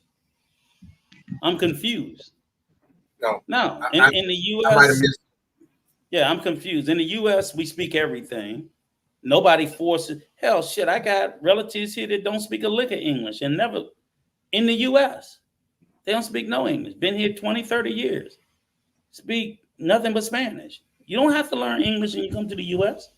And that's why I always say, like when I go to the DR, I said, people be like, oh, you got to learn the language. I'm like, no, I don't. You got to learn the culture. I'm like, no, I don't. The only thing I have to do there is I have to follow the laws. Every fucking law I will abide by 100%. But if I don't want to drink Presidente, I say it would help me. It would help me. I agree with that. I said, but it's not mandatory because I know Dominicans here who speak no English. They don't. Everyone that comes here don't pick up English. They don't have to. Well, they just don't. What's one thing that you would say? Leave that shit in America. Don't bring it to the Dominican Republic. But what is one thing you hope that? I don't think people bring anything. I think you need to bring yourself, your authentic self. Like if Manuel came to the U.S., I would never tell him to drop his culture, his belief. Why? Why should you have to? Stay away. But I have to adapt to yours. I have to respect the culture in the U.S. and the area. I have to, but respecting it is not adapting to it. I respect your culture, and I don't have to adapt to it, but I have to respect it. That's it. I have to respect your culture, and I have to follow the laws. But I don't have to all of a sudden as coach like to say, no, I don't have to do that. I'm not. Why would I come to the DR and try to pretend I'm something I'm not? Y'all gonna laugh at me. You're gonna know I'm not. Oh, yeah, but there is something. Yes, there is something that we are ignoring. Rico is not any immigrant or illegal immigrant. Rico comes on vacation. He's Yes. retired. Rico is not in the Dominican Republic looking for a job or No. applying for these and No. for that. Yeah, so that is why you don't see the need Right. to learn certain stuff because you don't need it. I But don't when need it. someone from Haiti comes here looking for a They job, need it. Yes. they need to learn at least the Yes. basics of Spanish to be able to communicate. You know. Yes. But in your case, I don't people need will serve you. People will serve you. You don't need. You have it. you have a house. You have a car. You have some Yeah. money to spend. So you don't really need to know much. Yeah. All you gotta say is, "Presidente, please." I'm sorry. And I'm sitting there saying is and heavenly, yes, I'm in the US and I was just there last week. I was in the DR last week. So I'm just sitting there saying is every time I was like, that whole town is like everybody then you like speak Spanish. I'm like, everybody in Punta Cana speak English. Hell, that's the hardest place for me to learn Spanish because everybody walk up to you speaking fucking English. That's right. I'm never gonna learn there, even if I wanted to. Yeah. It's hard because most of the workers there speak English because of the resorts. And so you it's an area that's populated with English-speaking Dominicans. And you took special needs classes, so it's hard for you to pick up and learn. It's exactly along with me being stupid. Exactly. So that's all I'm just sitting there saying. But I tell a person the same way. Like if I went to Japan, Japanese people would never, which is a very homogenous society. Like Japan and China are countries that are like 98% all Chinese, all Japanese. People have been living there for 20 years. I'm like, you can speak all the Japanese you want. When they see your black ass, they know you ain't Japanese. You can be cultural, you can be all that. You still will always be an outsider and viewed that way. So I'm like, you always need to remember that. So again, do you have to respect them? Yes. I said, but the government said I got to follow the laws. Government ain't asked me to do nothing else. They say pay your fucking taxes and follow the law. What else I got to do? Pay your fucking taxes and follow the law. What else I got to do? They'll be on my ass about that. But I'll be over there, but I'm dancing the bachata. I'm drinking Presidente with my fucking money. That's what they want. I'm like, okay. Hey, J508 says Rico only know what he reads. And see, I used to be on Bro's side a lot, but some things he say, I don't know what he can. All I have views for is what it is. All I'm making clear, the only point I'm saying, okay, and people should understand what I'm saying and not what they're hearing. What I'm saying is, as Manuel said, based on what your needs are, is the limits. It's not the limits, is what's required from you.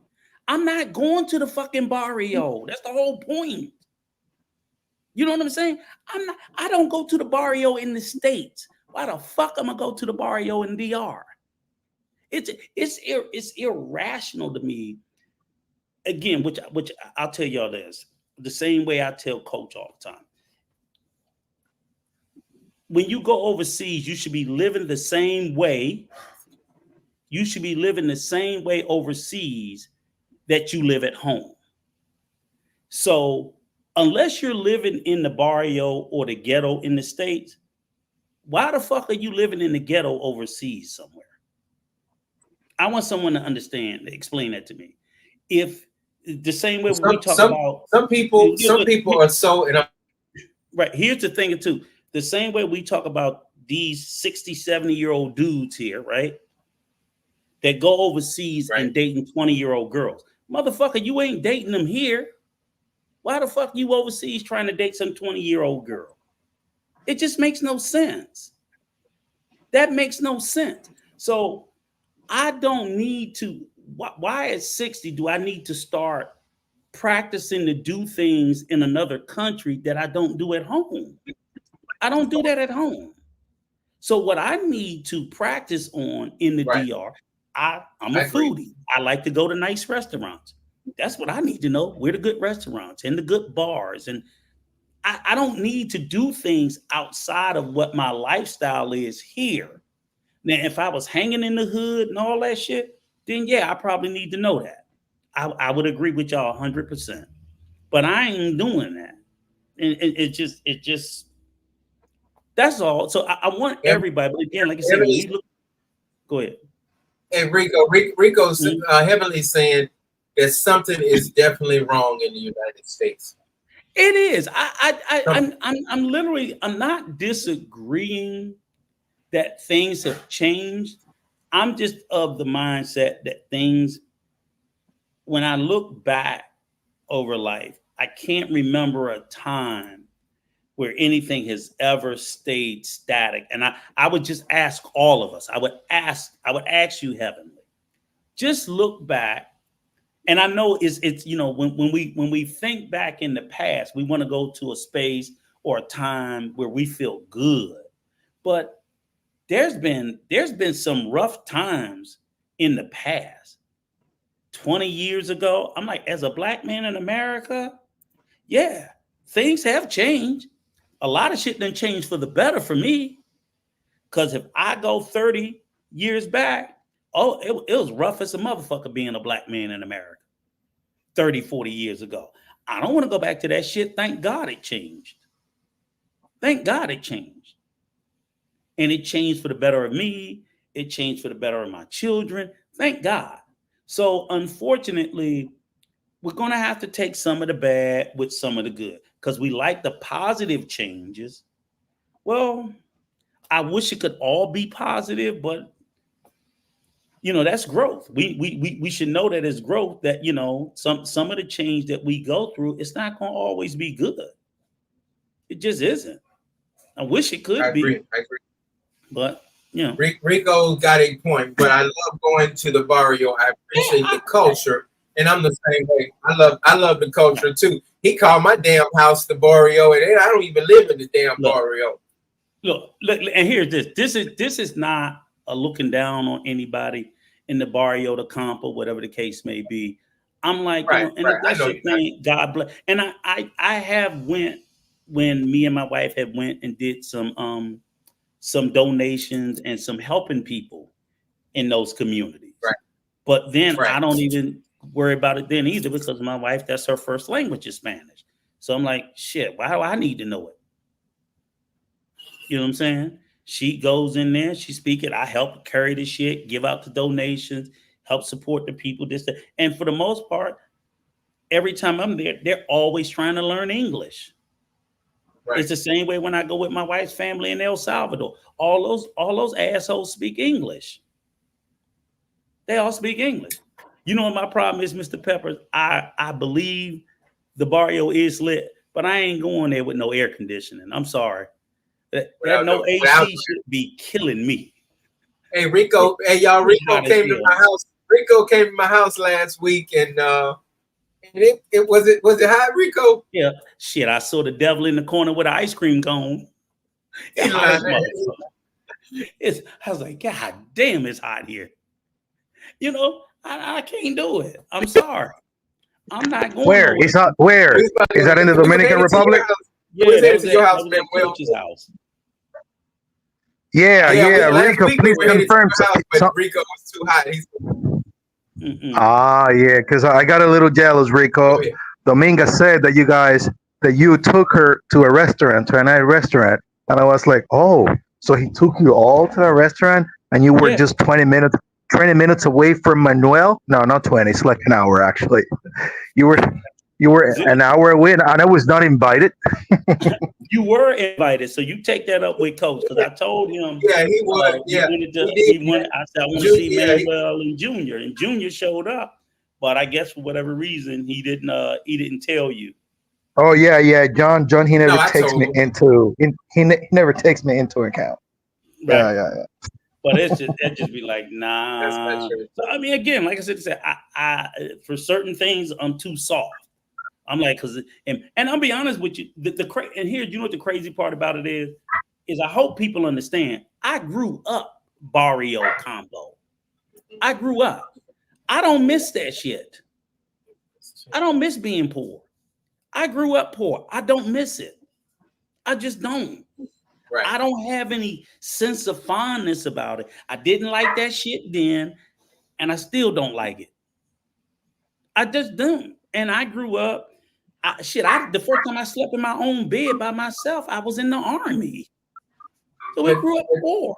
But don't say I people know all that poverty, no air conditioning, didn't have fucking lights done been turned off, I know what that shit is. I ain't gonna forget that shit. But I don't miss it. But me not having AC, it don't bother me at all. It bothered the fuck out of me. Well, that's you. And other Exactly. people, it don't bother other people. I'm Okay. just letting you know. This guy. Once I learned what AC was, I said, I'll never be without you again. I will never, ever be without you again. Manuel, hey, now I have one more topic we're going to discuss and then we'll wrap it up. Tonight, Manuel has been doing a great job with the news and, just great job. Awesome. But it's going to be an interesting topic today, and it's about abortion and his point of view on abortion in the Dominican Republic with Melvin and who else? Who is it? What's the other guy? Richie. Richie. So I know I'm going to post it tonight, but Manuel, do you believe in abortion? Are you asking me or are you asking Rico? I'm asking you. You. Yes, I believe in abortion. And in that video that you're going to post tonight, you're going to see in which circumstances I totally support abortion. More than others, of course. If you want to abort, that's your body. If you want to do it, you can just go ahead and do it. But there are specific circumstances that I think abortion is the only way to go. But you will see that in the video. So if you're a woman and you get pregnant and you don't want that baby, I support you 100%. Like, do what you have to do. Think before you do it. Of course, don't just go and do it. You have to,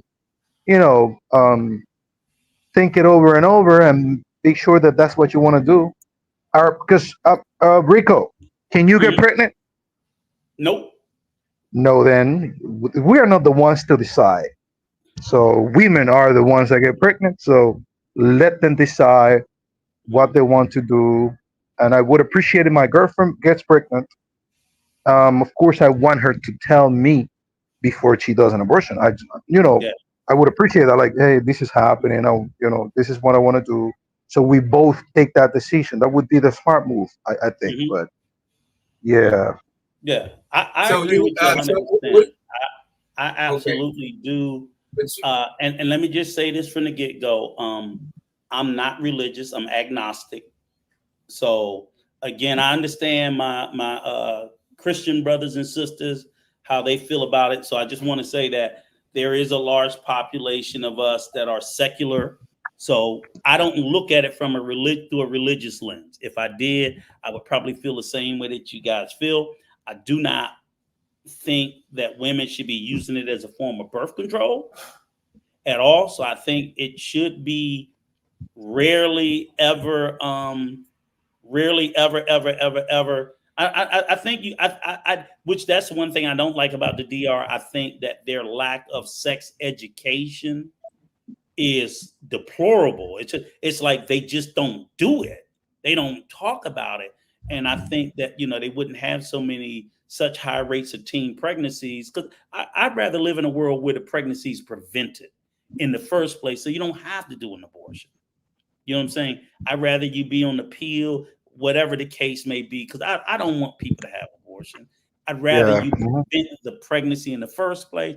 But if we get to that bridge, I think it's a woman's choice. I think it's her right. I have no moral position on it. I've always wondered. I didn't mean to cut you off, Rico. What is this? 100% Manuel, but most drink Malta. What is that? Malta. I don't know what that is. Maybe you maybe she's saying that some women when they get pregnant, they're gonna drink some homemade Trying to remedy get to rid have of the the abortion. baby. Yeah. Is Yeah, there but a homemade remedy Rico, here in the well, Dominican Republic? I'm sorry. Go ahead. Of course, you can get it. Yeah. You can get it. You can get that anywhere. Something to have an abortion here. Mhm. Remember, it is illegal here, so people are gonna use alternatives. But that's Gotcha. dangerous though, because you can end up It killing is. yourself too. It is. But what Rico said is actually the truth because in the Dominican Republic, unfortunately, we have normalized pedophilia. Like you can see a 13, 14-year-old girl pregnant. So when you tell the doctor that a 13 or 14-year-old girl has to make an abortion, the doctor is going to tell you not to do it because she might die. She might die. 13-year-old body having an abortion, there is that body is not ready to do that. So there is some trouble. I think if we prevent pregnancies, if we have better sexual education, then Mhm. I guess a reality in the subject of abortion would be totally different. And what's what's So, what- what's what's amazing to me, man? Well, is for a while I was like, well, is birth control restricted? It's like, no, they have it, just Yeah, nobody they have it. uses it. Yeah, Nobody yeah, yeah. uses it. So it's like they Well, had birth Rico, it is control. free. It's free, It right? is free. But they Yeah, won't. it is free. You can go to the hospital and get it. So what's crazy about it is that comes from there's no education around it and people don't talk about it. And knowing young girls are having sex at an early age, then before they ever get the message, they're pregnant. So it's like, no, y'all gotta start having education around, can I? Right. Can I sex tell you education. my? Can I tell For you my boys and opinion girls. on? Yeah, Can I go tell ahead. you my opinion on abortion? You want a baby? You trying to have a baby? My opinion I on hope that abortion baby is don't look like you. I can't even get it out now because that was a good one. That was a good one. All right. So I believe that nobody should have abortions unless it's it's unless you are raped and that's it. That is it. Like if somebody raped a 10 or 12 or 13-year-old, something like that, then the What if having parent. the baby? What if having the baby endangers the mother's life? What do we do in that case? Oh yeah. Okay, That if the situation. doctor tells the Of mother course, like, yeah, you gotta take care of the mother first. exactly, So yeah, my I'm I'm riding. I don't like Trump. I don't like Trump at all. So I'm voting Democrat, but I do lean toward Republicans' uh, uh, rights when it comes down to, hey, let's go ahead and have that baby, and of course, then we come into the problem. We also need to take care of that baby. But I'm real big on children, as everybody know. I love I love helping children. I love we have the adoption place here, or not adoption place. What is it? The orphanage here, and I just love children. So I'm just really big on not having the abortion. But if you have to have abortion, of course, that's common sense. You want the woman to go ahead and live, and I'm sad the baby has to pass away, but you want the woman to live. yeah. And what you're about to post later on the news, I know that some people are gonna get hurt because there is a moral dilemma that it's a hard decision to take, and I wish everybody leave their comments on their opinion. We are open-minded, and Rico's opinion is going to be very, very, very Interesting. important That's on that Mine video. is the only one that matters. But yeah. my So problem with did you hear what I said, Rico, about yeah, I my heard you. I was opinion? listening. But All I'm right. tell you, this is my problem with it, with that Republican point of view. And I'm like, okay, they take the position that every life is a life until the motherfucker's in school. Because by the same way, I'm like, oh, they don't want you having abortions because they need more targets. Because they don't have a problem with motherfuckers running around with guns and going to shoot up schools where those babies that are born end up at. See, all those children that they're making these women have, they end up in schools unprotected. And why are they unprotected? Because these motherfuckers got a hard on about fucking guns. See, that's the same fucking party that's going to force you to have them, but then you got to send them to school to be unprotected, to be shot the fuck up. They don't see nothing with that, do they? They don't see nothing with that. And they cut the food programs in Louisiana. The governor tried to cut the food programs for the less fortunate. They won't. I'm just saying in general. Fucking guns. They won't. I know that. Guns and my fucking and your kids gonna have to go to school. And you know what they end up doing? You know what they do here, Manuel? They have to do shooter drills in elementary school. You got children in elementary school being taught. The horn went off hot underneath your desk. I did. You practicing a school shooter coming in there blowing your fucking brains out. So every month when I was before I was assaulted, every month I worked at a school for 10 years. Every month we had to have a drill. We put the blinds over the window. Everybody gets down, get in the corner, and not make a sound. That happened when you were in the school? When you were in school, John? That was like in the 1800s, like in the 1800s.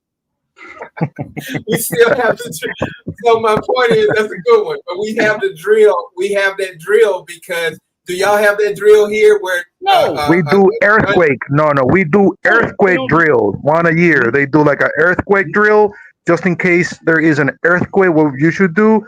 But I don't think no one has ever even thought about the possibility in the Dominican Republic that someone is going to come to your school and shoot everybody. That ain't, it's only one country on the fucking planet that does school shooter drills.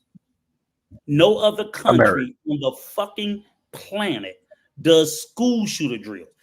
Lots of countries do earthquake drills, but only one country on the fucking planet does school shooter drills. And they do that shit all across America. So it's not even like one place. It's everywhere in America. Yeah. It's everywhere in America that they do this shit. All right, don't get off the subject. Answer the question. I said we're talking about abortion. Right. Man, you said go no. Do you believe in abortion or do you not believe in abortion? I said I believe in it. Me and Manuel on the same side, 100%. If the woman wants to, I don't think we would want to be in a perfect place where there wouldn't be a need for as many abortions. And I think that comes from sex education and people preventing unwanted pregnancies in the first place. But of course, you can't help that if a woman's raped or if a young child is molested by a family member, which goes on. So there will still always be a need for abortion. So in cases you say great, what about they're molested? Right. Or what about cases of incest? Or what about a case of risk? There are several other reasons. It could be the only two things I said is if that baby's 10, 11, 12, 13 years old and the mama agrees with it, I'm fine with that. And then number two, if the mama's not going to live, those are the only two ways right there. So, but what about incest or incest? Being raped should be forced to have the child. Didn't I just say the mom will decide if the girl is raped? No, we're not talking about a girl. We're talking about a grown woman.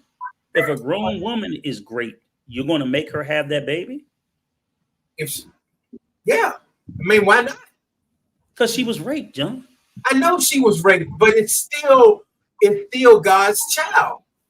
Okay, but she was raped by somebody that she doesn't even know. How do you force someone to have a baby with and they were a victim of a crime? I'm sad. I'm sorry she got raped. I'm sorry she got raped, but go ahead and put the baby up for adoption or in the foster care system so we can take care of the baby. Yeah, but John, being raped is a trauma by itself, and then another trauma of being going through forced to 9 months carry that pregnancy. child. Right. It makes me very sad when a woman gets raped. I Right. mean, it hurts bad. But my point is, if she can have the baby, I say go ahead and have the baby. But John, that's forcing additional trauma, because now you're forcing the victim who was raped to carry to term her rapist baby, and then you're forcing her to make the decision. I see both sides. Listen what I'm saying. Bringing one more orphan to the world. Right. And then she has to make the decision, which is trauma, as to whether or not to keep the child. Right. That's a lot of trauma inflicted, where maybe she said, okay, I was raped, and I'm going to make one more traumatic decision that I'm going to terminate the pregnancy. And then she don't have to worry about, because even think about this too. People who put their children up for adoption, some of them have lifelong trauma with that decision. Right. All of a sudden, every day, I wonder how my baby's doing. That's just not easy. We say these things in a vacuum, like no, but Rico, let me say this. Me being a foster parent, I've had two mamas. I had two mamas to come up to me in 10 years and say, I want my baby back. And I said, ma'am, you got to go through the system. And I had to call the police both times, because she said, I want my baby back. But I said, ma'am, I have the rights over that baby. But what I'm saying is this, is you don't know. You never had to experience the emotional trauma of being that mother that gave that child away. That's what I'm saying. So I, in a perfect world, I don't want abortions. I don't want people putting their kids up for adoption. I want people to only have children that want to have children, that will keep their children, that will be loving to their children, that will raise their children. That's what we got a whole fucked up system. So what state is illegal to have children? What state is what? It's not illegal not to have an abortion. What state is it illegal to have an abortion in? Yes. A lot of them. You can't have an abortion. I don't think you have it in Louisiana, Georgia. Yeah, Georgia, you can't have an abortion. You can't have one in Louisiana. You can't have an abortion in Texas. It's illegal. Texas will lock your ass up if you leave the state of Texas to go have an abortion. They must have just changed that in Texas. They changed it 2 years ago when they repealed Roe v. Wade. Where you been? No, in the Dominican Republic. I gotta go. Okay, well, it's I gotta go. I got John. Thank you for inviting me, Rico. It's been a pleasure as always. I'll see you when I get back down there next trip. All right. We come to see you. Thanks for everything, brother. Talk to you later. Awesome. All right. So Rico, tell me give me another state. Is California? No, California is legal, but Texas is illegal, Georgia's illegal, Louisiana's illegal, Mississippi is illegal. Yeah, it's like 20 states. 20 out of 50 states where it's illegal. So can a woman leave that state and go not the state of Texas. If you leave the state of Texas and do it, they're gonna lock your ass up when you come back. If they know. Yeah. But motherfuckers will tell on you and lock you up. I saw your ass leave with a belly, you came without one. Or whatever the case may be, you left pregnant. Yeah, it's crazy. So I'm sitting there saying it is illegal. When they repealed Roe v. Wade, half the states made it illegal. Mm-hmm. So I said it's just not, for me, like I said, I have no moral. No, it's a tough subject. Can you see me, Rico? Yeah, I can see you. Yeah. It's a tough but subject. Haitian, it's illegal for you to take the morning after pill in those states where it's illegal, because that's considered abortion. Yeah, it's a tough subject, especially when it come down to somebody getting raped. It's very, very rape, incest. I just think, like you said, it's like I said, I vote that the women get to do whatever they want. It should not be our place to be telling them what to do. I don't think that these are easy decisions. I think they're very tough and very hard and emotional decisions. It is. Men just being assholes, we just think we can just bully women. Right. What does Ms. Shania mean by this? Break this down for me. Why do you feel like you should regulate her body? Why don't you try to regulate your Viagra? Like you said, they spend all that money on ED because we can't keep a dick hard, right? So she's saying basically worry about that. And like you said, women are suffering more by abortion laws. I agree with it. It was a problem in search of a solution. It was a solution in search of a problem. There was no problem with it being the way it is. And what I think is also the problem is that, and I know, you being, first of all, ask yourself, how many kids did you say you had to foster? You fostered in your lifetime? About 300? 300 kids I fostered. I'm not saying no. Let me just get this clear. I'm not saying I don't want women to not regulate their body. I just love children so much to the point where I don't want them to pass away. That's all I'm saying. But and my I don't. Point is this. Here's my point. You wouldn't have to foster 300 fucking kids if people had, you know what I'm saying? That's the whole point. Is these children are being forced to be born into the world, which is right. Okay, that's fine. They give them a chance to step, whatever. But then on the back end, people are still not wanting to take care of them, even to the point that even as a foster parent, the state give you the bare fucking minimum. Some of them trying not to. The governor of Louisiana trying to cut that off. Right, and then the day the motherfucker turned 18, they kick them off. That's right. So you get a piece of change, but they can't. So how much do they really care about these kids? You know what I'm saying? Mm-hmm. I don't see the actions really backing it up. I don't. I see people. I see the pro-life movement being a movement around morality, where morality doesn't exist. Because rather than them, to me, I think rather than them pushing for, they push the narrative, they put all their energy into forcing these women to have children, right? Saying we're going to outlaw all abortion and we're going to make you have them, right? Which is fine. But then they put no effort into supporting and caring for these children once they're here, or these mothers who make these. Because I think if there were better services and more help for mothers that are being forced to have these children, maybe few of them would want to have abortions. I don't know. It's still maybe some. And to be honest with you, in America, half the motherfuckers that are parents shouldn't even be parents. Oh yeah, even the ones who keep the kids. You're talking about a whole different subject now. That's what I'm sitting there saying is, I'm like, these rotten ass motherfucking parents in America. Are you serious? And I think the same. I would say the same thing in the DR. I don't see no whole bunch of great fucking parents.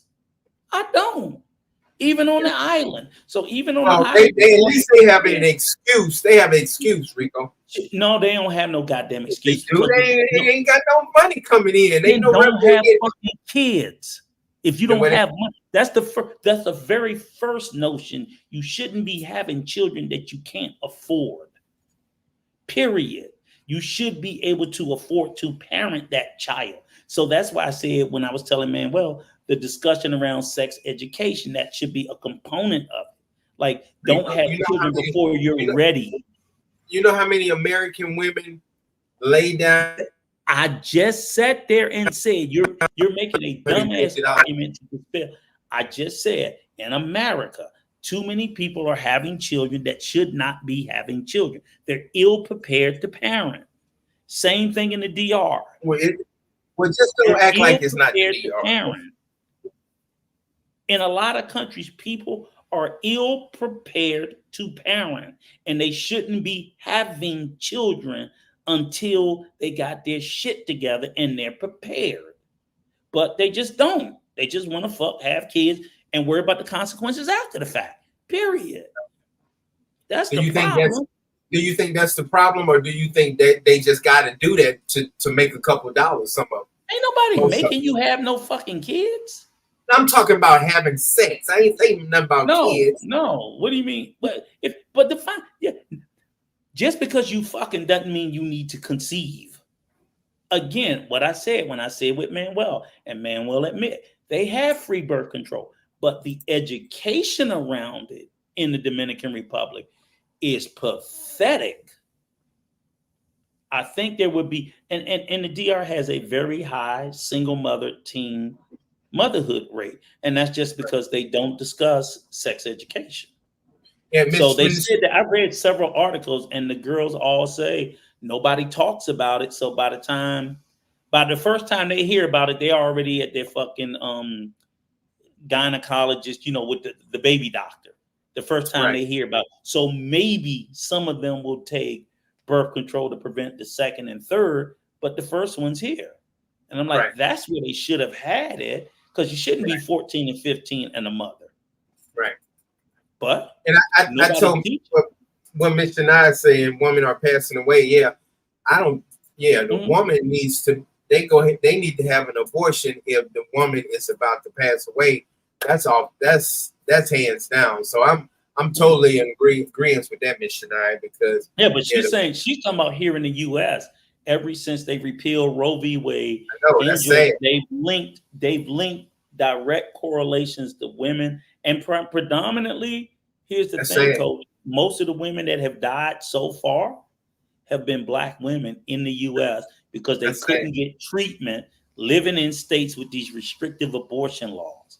So they're preventable deaths that they said if it wasn't because the doctors are refusing to treat them because they're afraid of having their medical license and being prosecuted. Right. So I'm like, that's just messed up.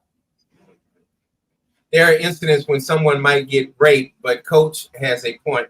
They can give the baby to someone. Thank you so much, Heavenly. I appreciate it. But I mean, that's true. But I just don't think we should force the woman who's been raped to have to carry that child to term. Yeah, so, it's a tough. Let me ask you. Okay, Coach. Here's the perfect example. All right, so you feel that strongly, right? Yeah. Now I'm gonna give you a scenario. You back in the States, Dominga coming home, she gets raped. Well, I'm gonna kill him. I'm gonna kill the guy first. No, because he got away. She got raped. I'm gonna find him. Well, it doesn't matter. Okay, it doesn't matter. Go ahead. She's pregnant now. Okay. Your wife's now pregnant with her rapist child. You gonna force her to have that baby?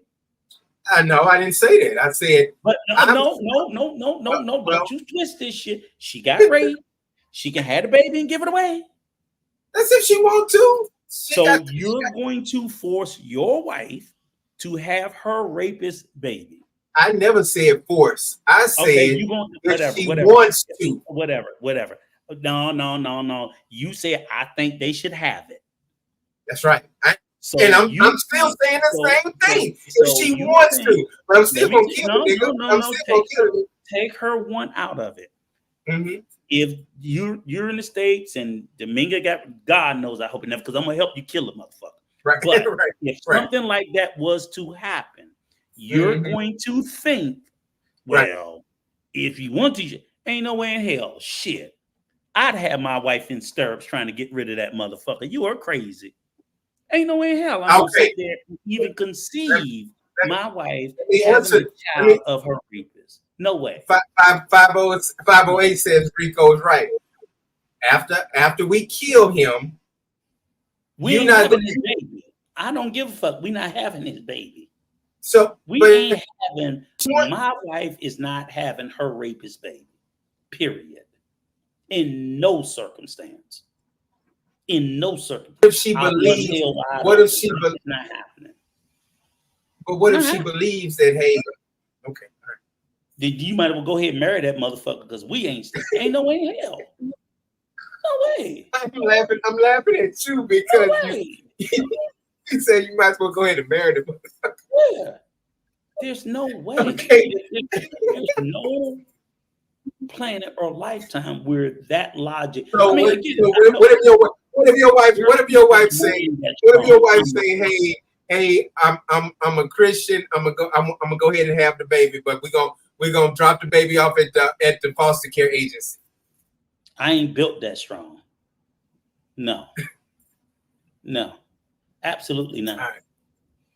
You know what I'm saying? So that's what I'm sitting there saying is, as men and politicians, That's why we got to be very careful about the policies and the positions that we impose on others, especially as men, because it doesn't apply to us. See, that's a decision you and I will never have to make. Right. And I We will respect never women have for to that. make. We will And I respect never all have women. to make I the respect women. decision as to whether Right. or not we want to carry the term our rapist baby. We will Right. never have to. 1 million women can rape your ass. They cannot impregnate you. Right. See what I'm saying? So you will never, ever, ever. But ever understand, Rico, there's women out there that will let still have them the make baby. it. Then let them make it, course. which is Of what course. me and man. That's why me and Manuel said we're in favor of it. We're not telling women to have abortions. We're saying it's your choice Make it for optional. what you're going through, because a lot of these different circumstances that we like, you know, life's not pretty. And there are some really, really, really bad things that goes on in the world. You know, unfortunately, without me even saying it, I can imagine in America right now, there's probably 100 young girls being taken advantage of in a sexual way, and probably half of them may end up conceiving. Right. And that tears me the fuck up. So as a man, ain't no way in hell they're not even gonna ask me, because I'm like, you ain't even supposed to be asking me that, because that ain't none of my business. It's not my business as a man to tell a woman or a female who's been through such trauma what she should have to do or what she should do. She should do whatever the fuck she wants. She should be safe.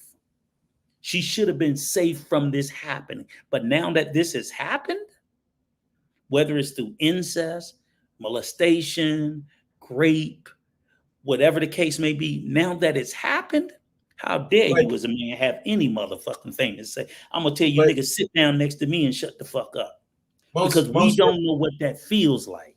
I know it. I agree with you. On the serious, you know, of course, all this is serious, but Republicans are saying that don't happen that often. It happens more than they're willing to admit.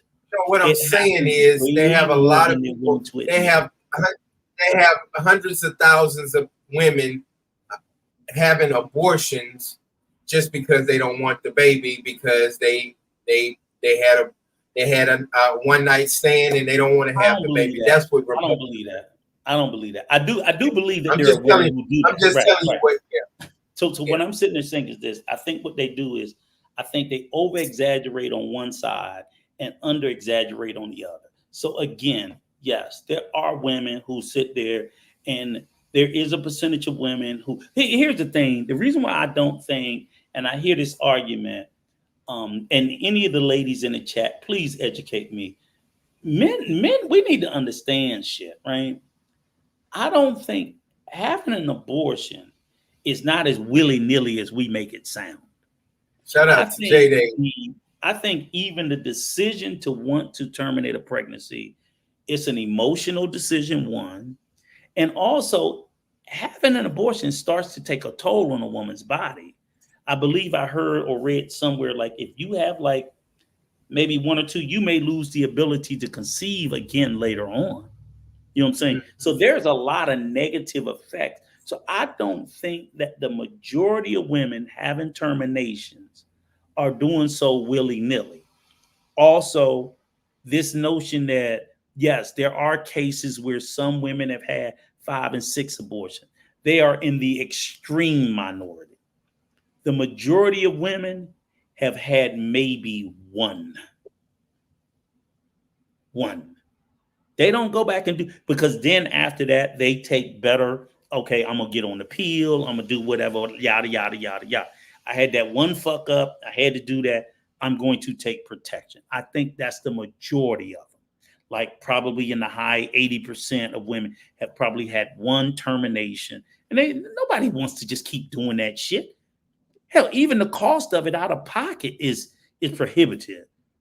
Abortions are not covered. Most abortions are not covered through insurance. You got to come out of pocket $300, $400, $500. So there are. I am. Please, anybody hearing me? I am not saying there are not some abortion factories. Okay, there are some women who just do that shit like candy. Absolutely, I am not dispelling any of that. I'm just sitting there saying is that's not the majority of women who are getting baby terminations. I think most do have one, and you know why it seems like it's a lot? Because we have a lot of abortions every year in America, but we're a country of goddamn 330 million people. 330 million people. So if you sit there and say, okay, we abort 1 million babies a year, I'm like, yeah, but that's fucking 5% or 2%. It's small in the scope of the number of women that can conceive. Yeah. That's why I just sit there and say, And man, my point is I bow down to women, period, because they have this. That's their body. They do whatever they want to do, but at the same time, I don't think we should be just getting rid of children. That's my point. I'm not all like, hey, women, don't you listen to us men. I'm not like that. I'm just saying we need to understand that there's a balance there, Rico. Look at Heavenly. Look what she says. Mm-hmm. Women are created to produce life. Everything in life happens for a reason. Whether it's a mistake you made or an unforeseen accident, if you become pregnant, it was destined. So the only thing I would add to that I think that she's omitted from her statement: women and men. Women cannot produce life alone. Women absolutely cannot produce life alone. So to sit there and say, and again, you leaving the fact that no woman has ever procreated alone. It's always taken the assistance and the cooperation and participation of a male. How much you believe in destiny, I'm not saying I don't.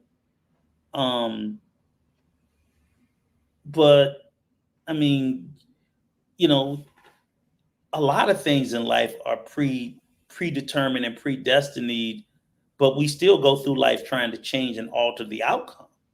Right. So we can't say that no one walks around, whatever happened to me, happened to me. I'm like, motherfucker, that's why we put on seatbelts when we get in the car. You know what I'm saying? That's why anything that's preventable, we try to prevent. Right. So if we believe that much in destiny, don't put on a seatbelt. Nah, don't. Why would I try to stop myself from getting killed in a car accident? It's destiny. You know what I'm saying? We would be reckless in almost everything safety related. But yet, when it comes to the baby, it's free. Then fuck it. Don't take no medicine when you get sick. Right. Rely on destiny. Your fever get up to 110, motherfucker, it's destiny. You was destined to fucking burn up and die. So you're not supposed to take medicine for. So who's wrong and who's right? Nobody's wrong. There is no right or wrong. Again, everybody has to choose for themselves. I'm just saying, as a man who I can participate in the creation of life. Right. But I don't get to carry life. That's what women get to do. Okay. But I get to participate. I help create life. You know what I'm saying? My sperm helps create life. That life can't be created absent my sperm. But I don't get to carry that life once it's created. I think that part, because we don't share in the carrying. If the woman carried it for 4.5 months and the man carried it 4.5, then I'm like, okay, we got some skin in the game. But if all I do is help create it, but not carry it, I think basically the woman is saying, I'm going to determine whether or not I carry it. And motherfucker, you the man, if you care that much, I'm going to pull this motherfucker out of me and give it to you. You shove it up your ass and you carry it. How about that? How about the woman, I got pregnant. I'm going to take it out of me and I'm going to give it to you and you shove it up your ass and you carry it. How about that? That's fair. Right. That's fair game. I vote for the U.S. American man, if you want to make the woman have a baby, you take the egg out of her and shove it up your ass, and you carry it to life. That's a tough subject, man. But you can't do it. But you're going to impose that job on another person that said, I don't want to do it. Because I think if most men could get pregnant, we'd see a lot more abortions. So what's the reason? What's the reason Republicans are so no abortion, no abortion, no abortion? I think they cater to the religious right. That's all. That was a segment of the voting bloc. Because like I said, abortion is a religious issue. It's always been a religious issue, and I understand that. Because in the Bible and I think other religious doctrine, it speaks about to not take away life and things of that nature. And I get it. I fully understand. Not saying support it. I fully understand it. It's a religious issue. So Republicans said, okay, if I go with that concept, they're going to vote for me because that's their thing. They're going to vote for me. I don't think most half the damn Republicans have, half of them that got abortions. Right. Yeah, but heavenly giving you some firepower. That doesn't work, heavenly, because if it's your destiny, you don't need to put on a seatbelt. If it is your destiny to get hurt or die, why wear the seatbelt?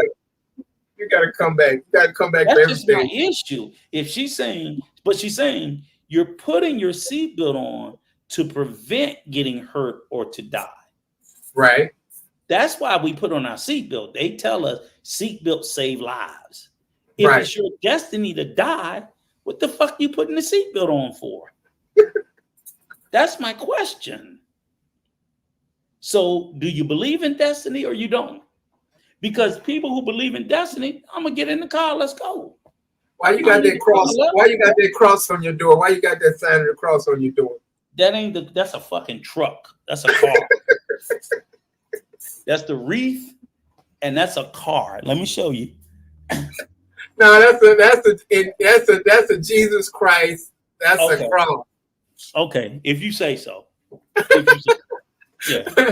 No, just, so that's all I'm saying is I get what she's saying about the destiny argument. But I'm saying is it can't be applied just in the abortion concept, because if that's the case, then we just got to go through life. Like I said, she get pregnant. It's destiny. If I get hit crossing the street, I get hit crossing the street. Why the fuck I got to walk in the crosswalk? Walk across the street. But what do? I take my ass to the crosswalk and I push the button and I wait for the light. Why? Because of the safety factor. Why? Because I don't want to get hit by a car. So I feel safer in a crosswalk, walking on the green, as opposed to me cutting across in the middle of the street where destiny gonna probably have my ass knocked dead. Right. That's all I'm saying. Dr. HP, I see what you're saying. Some people argue for conspiracy theory that white women are the ones who have the most pre-birth, and in eliminating with help maintain dominant numbers. I mean, that I don't know, but that I've heard people argue it. I haven't seen the numbers on it. Yeah, I mean, I don't know. Yeah. I mean, the conspiracy theories, I try not to get into them because they'll have your ass just gone for days trying to dispel and disprove things. But I've heard it. So having sex with her and you get pregnant. Yeah, but here's the whole point, right? But so if it's destiny, that's a great one, Miss Heavenly. If it's destiny, then what the fuck you wearing a condom for? Why wear a condom? Just take your chances, right? Because that's destiny. Destiny is what's meant to happen will happen. Okay, but we know 99% of the time, if you wear a condom properly, it prevents you from impregnating a woman. Okay, so that would be defying destiny. That would be, I'm doing a responsible thing to make sure that I don't get her pregnant. That's what we preach and we teach. Hey, boy, you don't need no baby. What do we say? You better strap it up. Right? That's not leaving it up to destiny. That's trying to say, no, destiny ain't got shit to do with this. Boy, you ain't ready to have no baby. But once you take that motherfucker off and you take your chances, now you left it up to destiny. Because you didn't care. Because you didn't care. That's all I'm saying. Yeah, we're really not arguing, but we're just going back and forth on trying to flesh out the positions as to, how we it's amazing how Americans, Black, white Americans, are just so kind of split, kind of down the middle. It's amazing.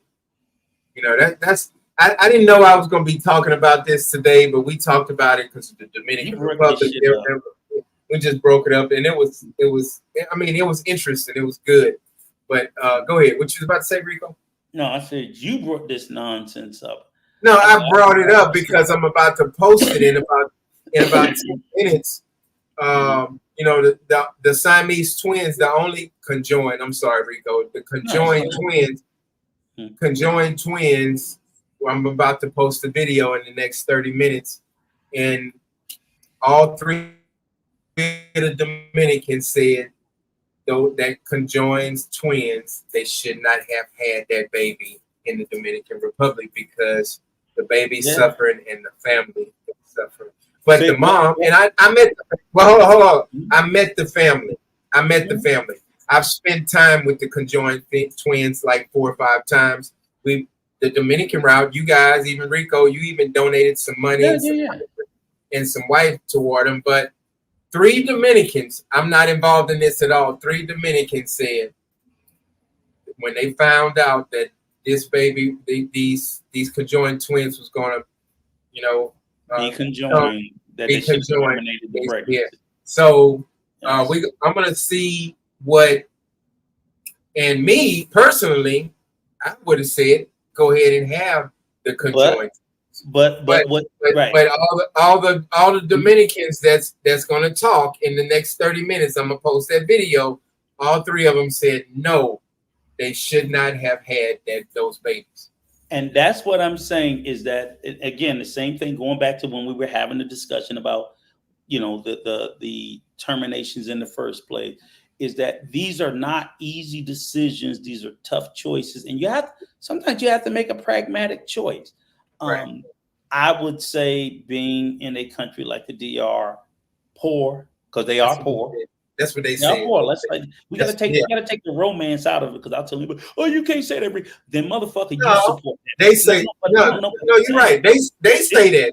Go ahead. This is what I'm saying, because people make these emotional decisions. I'm like,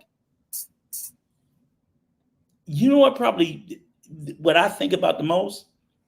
Those little girls are what are they, like maybe 10 now? Or how old are they now, Coach? The twins, how old are they? Just take a guess. 5, 6. 6. Here's the problem.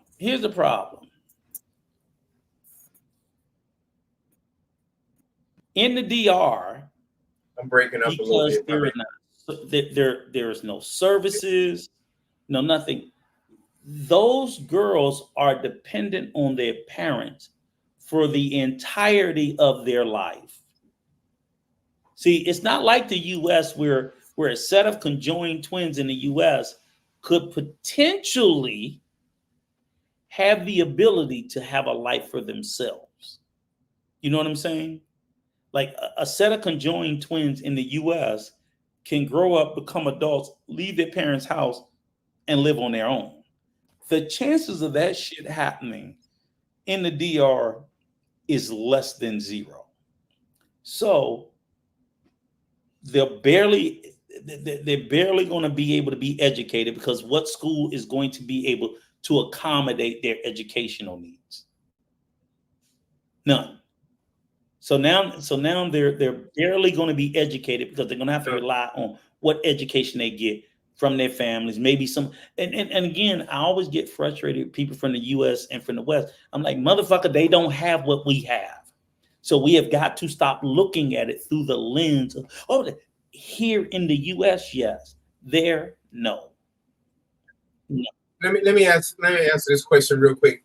Nikki's doing great. She's married. She's in the United States working. She's doing good. Yeah, I'm sorry I missed your question, but go ahead. She's doing good. Go ahead. So looking at it from that lens, any type of serious disability, right, in the DR, Haiti, even in Jamaica, Trinidad, if you have a disability in those places, bro, it's bad. It's damn near over. Yeah, unless you're born to wealthy parents, it's damn near over for you because it's just the countries and the social infrastructure barely has the ability to support right. people with some sort of significant disabilities. Hell, I see every time I come there, motherfuckers with one leg in the middle of the street begging. Are blind. Literally, yes. I can't see. There's no social services in the country to support them. It just isn't. So you got. Now let me say this, and we got to close after this. I'm gonna say this. I asked the parents, the conjoined twin parents. I said, they said they wanted to have the baby. They said no matter what, the babies, and even the doctors asked, and they said God said that these are ours babies, and they have been trying to have a baby for 10 years, and they have been married for 10 years, for almost 10 years, and then they finally had these babies, and they both are Christians, and they said they want to have these babies, and the mom stays at home all the time, and dad goes to work every day. Yeah, I mean, hey, they had them. They happy. I'm happy for them. They're 5. What I think about is what's going to happen to the twins once the parents are no longer here. Who's going to step in and do for them like their mother and father? Nobody. Right. Nobody. So what I'm saying is it might be 15 years from now, we'll see those twins sitting out on the streets in the DR somewhere with fucking cups in their hand. And don't act like you don't see that in the DR. I do. Don't act like you don't see that. People with disabilities sitting on the fucking street. I saw it when we came there. We was in the colonial zone. Mm-hmm. Sitting there. Shout out these people on Raise It Rage. I'll be on Raise It Rage tomorrow. But go ahead. They done went to the bathroom on themselves and everything with a fucking cup in their hand, and everybody, foreign and local, walking past them like they're fucking invisible. And they're not going to look at those conjoined twins any differently. They're not. They're not. You know it just like I know it. Right. So fuck your feelings. Oh, I feel so bad. Oh, fuck your feelings. Where your bread at? Nigga, they need money. So that's why I sit there and say this. I'm never going to tell them they should have terminated. But if what you're saying is true in the video that Dominicans are saying, I can't argue with them. They're saying what I'm thinking. I just wouldn't say it because I don't think it's my place to say it. But I was thinking it. Like I wouldn't. Yeah.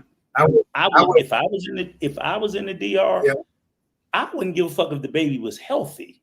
Hell no, we can't afford it. But then you add on to it a disability. The kid is blind. No, this is what I'm saying, Cole. Right. Because see, in America, we have all of these resources to support people like that. Right. We have to understand when you leave America, all them resources stay right here in America. Say what the fuck you want about the USA. There are no resources for people with severe disabilities in these countries in the Caribbean, Africa, all throughout Latin America. They don't give a fuck about a person with a disability. Your ass born with no arms and legs, sucks to be you, motherfucker. We don't care. They don't give a fuck. You gonna get out there and you gonna beg. They don't. Spinal cord injury like I had. I They took my don't black care. ass. I took my black ass back to the United States and had my surgery, and I came back here. Yeah. So you're right. You're right. So I'm gonna post that video right now in the next 20 minutes. All 16 people, y'all hit that like button. It was some controversial stuff we talked about, but it was all respect. And I think it's more things we need to talk about. Look at Von Bryan. He gonna come in at the last.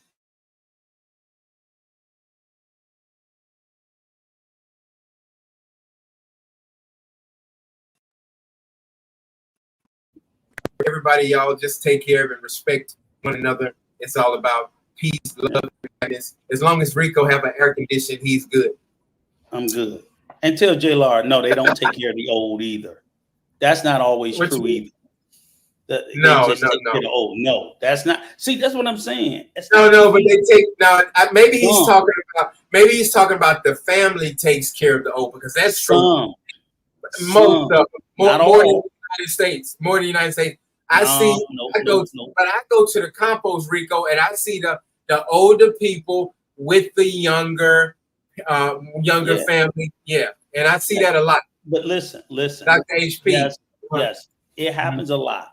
But please don't put out that narrative, because you see plenty. No, this is what I'm saying. Hear me out. We take our old folks to the old folks' home, and then we drop them off and go see them once a month. At least they got a home to go to. They got a home to go to here. They live with they family. I just saw my in-law. He's 99 years old, and he lived in the house. Can you take it off of your in-laws and just, I'm saying, can you open your lens up, because all of them are not your in-laws, okay? You're not going to. I've seen plenty. So I'm like, okay, maybe they the ones and all their kids done died. I've seen plenty of them over there, old, elderly, alone, on their own, no family support. That's all I'm saying. Is that don't push this notion that all of them do it, because all of them don't. You could say most of them do it, but there are plenty of them that when they get old, and that's all I was just speaking to, is just like, not all of them do it. It's more than the United States. I don't know if that's true, but even if that is true, in the U.S., but see here, the thing is, in the U.S., we don't have to rely on family, because again, we have a social safety network. That's what I'm saying. So old people in the U.S. are taken care of, whether your family take care of you or whether the government take care of you. Over there, if your family don't take care of you, you're fucked. Right. That's it. True. That's true. That's all I'm saying. So here in the U.S., sure, okay. Oh, better than you. Okay, but guess what? When I get old, I don't need my kids. Fuck you. I go to the government. I go to white zaddy. They don't have zaddy. That's all I'm saying. So when they get old, there is no Social Security. If they don't have a pension, even if they got a pension, it's small, but there is no Social Security. So there's no government aid or assistance to help them. So when they get old, if they don't have kids, they're fucked. Mm-hmm. And that's the truth. Well, hey, everybody, look at this video I'm about to post in 30 minutes, Rico, man. I enjoy it. Man, we got to keep. Okay, drop the video and I'll check it out. And you know, I'll cuss your ass out if you say something stupid. I'm breaking up a little bit. When we're going to do another live? I don't know. I'll let you know. Maybe Sunday. We'll see. Hey, y'all. Hey, thanks, y'all. Thank you. Everybody hit that like button.